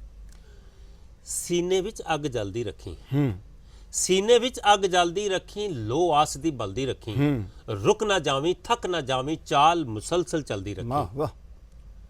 ਬੀਤ ਗਿਆ ਜੋ ਬੀਤ ਗਿਆ, ਕੱਲ ਗਿਆ ਅਤੀਤ ਗਿਆ, ਅੱਜ ਨੂੰ ਜੀ ਲੈ ਹੁਣ ਨੂੰ ਜੀ ਲੈ, ਚਿੰਤਾ ਕਦੇ ਨਾ ਕੱਲ ਦੀ ਰੱਖੀ, ਸੀਨੇ ਵਿੱਚ ਅੱਗ ਜਲਦੀ ਰੱਖੀ, ਲੋ ਆਸ ਦੀ ਬਲਦੀ ਰੱਖੀ, ਤੂੰ ਸੂਰਜ ਨੂੰ ਫੜ ਸਕਣਾ ਹੈ, ਵੈਰੀ ਗੁੱਡ। ਤੂੰ ਸੂਰਜ ਨੂੰ ਫੜ ਸਕਣਾ ਹੈ, ਤੂਫਾਨਾਂ ਅੱਗੇ ਅੜ ਸਕਣਾ ਹੈ, ਚੜ੍ਹਦੀ ਕਲਾ ਚ ਰਹੋ ਹਮੇਸ਼ਾ, ਫਿਤਰਤ ਕਦੇ ਨਾ ਢਲਦੀ ਰੱਖੀ, ਸੀਨੇ ਵਿੱਚ ਅੱਗ ਜਲਦੀ ਰੱਖੀ, ਲੋ ਆਸ ਦੀ ਬਲਦੀ ਰੱਖੀ, ਰੁਕ ਨਾ ਜਾਵੀਂ ਥੱਕ ਨਾ ਜਾਵੀਂ, ਚਾਲ ਮੁਸਲਸਲ ਚਲਦੀ ਰੱਖੀ। ਭਾਰਦਵਾਜ ਸਾਹਿਬ, ਇਹ ਤੁਹਾਡੇ ਲਈ ਹੈ, ਤੁਹਾਨੂੰ ਡੈਡੀਕੇਟਿਡ ਹੈ, ਤੁਹਾਡੇ ਇਸ ਪ੍ਰੋਗਰਾਮ ਨੂੰ ਡੈਡੀਕੇਟਿਡ ਹੈ, ਔਰ ਤੁਹਾਡੇ ਇਸ ਉਪਰਾਲੇ ਨੂੰ ਡੈਡੀਕੇਟਿਡ ਹੈ ਜੋ ਤੁਸੀਂ ਜਿਹੜਾ ਹੈ ਇਸ ਮੰਚ ਤੇ ਕਰ ਰਹੇ ਹੋ। ਔਰ ਮੈਂ ਇੱਥੇ ਆ ਕੇ ਬਹੁਤ ਖੁਸ਼ ਹੋਇਆ। ਸ਼ਾਇਦ ਮੇਰੇ ਜੀਵਨ ਦਾ ਅੱਜ ਸਭ ਤੋਂ ਵਧੀਆ ਦਿਨ ਹੈ ਕਿ ਤੁਹਾਡੇ ਵਰਗੀ ਸ਼ਖਸੀਅਤ, ਤੁਹਾਡੇ ਵਰਗੇ ਪਿਆਰੇ ਸਰੋਤੇ ਜਿਹੜੇ ਤੁਹਾਡੇ ਦਰਸ਼ਕ ਹੈ, ਉਹਨਾਂ ਦੇ ਰੂਬਰੂ ਹੋਇਆ ਅਤੇ ਮਾਂ ਬੋਲੀ ਦੀ ਪੰਜਾਬੀ ਦੀ ਕਚਹਿਰੀ ਦੇ ਵਿੱਚ ਹਾਜ਼ਰ ਹੋਇਆ ਜੀ। ਇਹ ਸਭ ਤੋਂ ਮਹੱਤਵਪੂਰਨ ਗੱਲ ਕਿ ਇਹ ਤੁਹਾਡੀ ਦੇਖੋ, ਵੇਖਣ ਵਾਲੇ ਦੀ ਅੱਖ ਸੋਹਣੀ ਹੋਣੀ ਚਾਹੀਦੀ ਹੈ, ਜਹਾਨ ਸੋਹਣਾ ਲੱਗਦਾ ਹੈ, ਤੇ ਸੁਣਨ ਵਾਲੇ ਕੰਨ ਸੁਰੀਲੇ ਹੋਣੇ ਚਾਹੀਦੇ ਆ, ਤੇ ਫਿਰ ਪਤਾ ਲੱਗਦਾ ਕਿ ਕਿੱਥੇ ਸੁਰ ਹੈ ਤੇ ਕਿੱਥੇ ਬੇਸੁਰਾ ਹੋ ਰਿਹਾ ਹੈ। ਇਹ ਤੁਹਾਡੀ ਅੱਖ ਹੈ, ਤੁਹਾਡੀ ਅੰਦਰਲੀ ਰੂਹ ਹੈ ਜਿਹੜੀ ਪਾਕ ਹੈ, ਪਵਿੱਤਰ ਹੈ, ਇਸ ਕਰਕੇ ਤੁਹਾਨੂੰ ਅਸੀਂ ਜਾਂ ਸਾਡਾ ਉਪਰਾਲਾ ਚੰਗਾ ਲੱਗਿਆ। ਮੈਂ ਅੰਤ ਦੇ ਵਿੱਚ ਚਾਹਾਂਗਾ ਕਿ ਅੱਧੇ ਸੈਕਿੰਡ ਦੇ ਵਿੱਚ ਤੁਸੀਂ ਸੁਸਾਇਟੀ ਨੂੰ, being a teacher, being a poet, Punjabi ਮਾਂ ਬੋਲੀ ਦੇ ਪੁੱਤਰ ਹੋਣ ਦੇ ਨਾਤੇ ਕੀ ਸੁਨੇਹਾ ਦੇਣਾ ਚਾਹੁੰਦੇ ਹੋ? ਅਸੀਂ ਕਿੱਥੇ, ਕਿਹੜੇ ਵਿਗਾੜ ਤੇ ਖੜੇ ਹਾਂ ਤੇ ਅਸੀਂ ਮੁੜਨਾ ਕਿਵੇਂ ਹੈ? ਅੱਧੇ ਮਿੰਟ। ਮੁੜਨ ਦੀ ਗੱਲ ਤਾਂ ਇਹ ਹੈ ਕਿ ਮੁੜ ਗਏ ਅਸੀਂ, ਮੁੜ ਹੀ ਗਏ ਅਸੀਂ, ਹੁਣ ਮੁੜ ਆਏ ਆ ਅਸੀਂ, ਸਾਰਾ ਕੁਝ ਅਸੀਂ ਉੱਥੇ ਵਾਪਸ ਆ ਗਏ ਆ, ਆ ਰਹੇ ਵੀ ਨਹੀਂ, ਮੈਂ ਕਹਾਂਗਾ ਆ ਗਏ ਅਸੀਂ। ਲੇਕਿਨ ਸਨੇਹੇ ਦੀ ਗੱਲ ਹੈ ਕਿ ਸਾਡੀ ਸੱਭਿਅਤਾ, ਸਾਡਾ ਵਿਰਸਾ, ਮੈਂ ਕਹਿੰਦਾ ਉਹਨਾਂ ਸਾਡੀ ਸੱਭਿਅਤਾ, ਸਾਡੇ ਵਿਰਸੇ ਦਾ ਘੇਰਾ ਬੜਾ ਵਿਸ਼ਾਲ ਜੀ, ਤੇ ਉਹ ਐਡਾ ਵਿਸ਼ਾਲ ਹੈ, ਉਸ ਨੂੰ ਪਕੜ ਕੇ ਰੱਖੀਏ, ਆਪਣੀਆਂ ਜੜ੍ਹਾਂ ਨੂੰ ਪਕੜ ਕੇ ਰੱਖੀਏ। ਖਾਸ ਤੌਰ ਤੇ ਆਪਣੇ ਪਰਿਵਾਰ ਦੇ ਵਿੱਚ ਜਿਹੜੇ ਬਜ਼ੁਰਗ ਹੈ ਉਹਨਾਂ ਦੇ ਕੋਲ ਬੈਠੀਏ, ਉਹਨਾਂ ਦੀਆਂ ਗੱਲਾਂ ਸੁਣੀਏ। ਸਾਡਾ ਸਾਰਾ ਸਾਹਿਤ ਉਹਨਾਂ ਦੀਆਂ ਗੱਲਾਂ ਦੇ ਵਿੱਚ ਹੀ ਹੈ, ਸਾਡਾ ਸਾਰਾ ਵਿਰਸਾ ਉਹਨਾਂ ਦੀਆਂ ਗੱਲਾਂ 'ਚ ਹੈ। ਔਰ ਜਿਵੇਂ ਕਹਿੰਦੇ ਨਾ ਕਿਚਨ ਦੇ ਵਿੱਚ ਸਾਰੀ ਆਯੁਰਵੈਦ ਹੈ ਸਾਡੇ ਭਾਰਤ ਦੀ, ਇਸ ਤਰ੍ਹਾਂ ਹੀ ਸਾਡੇ ਭਾਰਤ ਦੀ, ਸਾਡੇ ਪੰਜਾਬ ਦੀ, ਸਾਡੇ ਬਜ਼ੁਰਗਾਂ ਦੇ ਕੋਲ ਬੈਠੀ। ਮੇਰੇ 97 ਸਾਲ ਦੇ ਬਜ਼ੁਰਗ ਵੀ ਦੋਸਤ ਨੇ, ਮੇਰੇ 94 ਸਾਲ ਦੇ ਬਜ਼ੁਰਗ ਵੀ। ਮੇਰੀ ਸੋਬਤ ਜਿਹੜੀ ਹੈ ਜ਼ਿਆਦਾ ਅੱਜ ਕੱਲ੍ਹ ਇਹਨਾਂ ਦਿਨਾਂ 'ਚ ਬਜ਼ੁਰਗਾਂ ਨਾਲ ਹੀ ਹੈ, ਤੇ ਮੈਂ ਸਾਰਿਆਂ ਨੂੰ ਇਹੀ ਗੁਜ਼ਾਰਿਸ਼ ਕਰਾਂਗਾ ਕਿ ਬਜ਼ੁਰਗਾਂ ਦੀ ਸੰਭਾਲ ਕਰੀਏ, ਜੜ੍ਹਾਂ ਨੂੰ ਸਾਂਭ ਲਈਏ, ਉਹਨਾਂ ਕੋਲ ਸਮਾਂ ਬਿਤਾਈਏ। ਕੋਈ ਕਿਤਾਬ ਪੜ੍ਹਨ ਦੀ ਲੋੜ ਨਹੀਂ ਹੈ, ਸਭ ਕੁਝ ਕਿਤਾਬਾਂ ਵਰਗੇ ਲੋਕ ਨੇ। ਬਹੁਤ ਸ਼ੁਕਰੀਆ ਚੋਪੜਾ ਸਾਹਿਬ, ਮੇਰੇ ਕੋਲੇ ਵਕਤ ਦੀ ਕਮੀ ਹੈ, ਔਰ ਮੈਨੂੰ ਅੱਜ ਤੋਂ ਮੈਂ ਹਮੇਸ਼ਾ ਪ੍ਰੋਗਰਾਮ ਦਾ ਜਿਹੜਾ ਸਮਾਪਨ ਹੈ ਉਹ ਇਸ ਗੱਲ ਨਾਲ ਕਰਦਾ ਕਿ ਵਕਤ ਕੀ ਹਰ ਸ਼ੈ गुलाम, वक्त का हर शय पे राज, आदमी को चाहिए वक्त से डर कर रहे, क्या पता किस वक्त यारो वक्त का बदले मिजाज। इदों पहला वक्त का मिजाज बदले। दिओ मैनू ते श्री तेजिंदर चोपड़ा जी नू इजाजत। जुड़े ते बने रहो जस पंजाबी दे नाल। ਸਾਹਿਤਕ ਤੰਦਾਂ ਦਾ ਸਫ਼ਰ ਇਸੇ ਤਰੀਕੇ ਨਾਲ ਜਾਰੀ ਰੱਖਾਂਗੇ। ਸਤਿ ਸ਼੍ਰੀ ਅਕਾਲ। ਸਤਿ ਸ਼੍ਰੀ ਅਕਾਲ ਜੀ।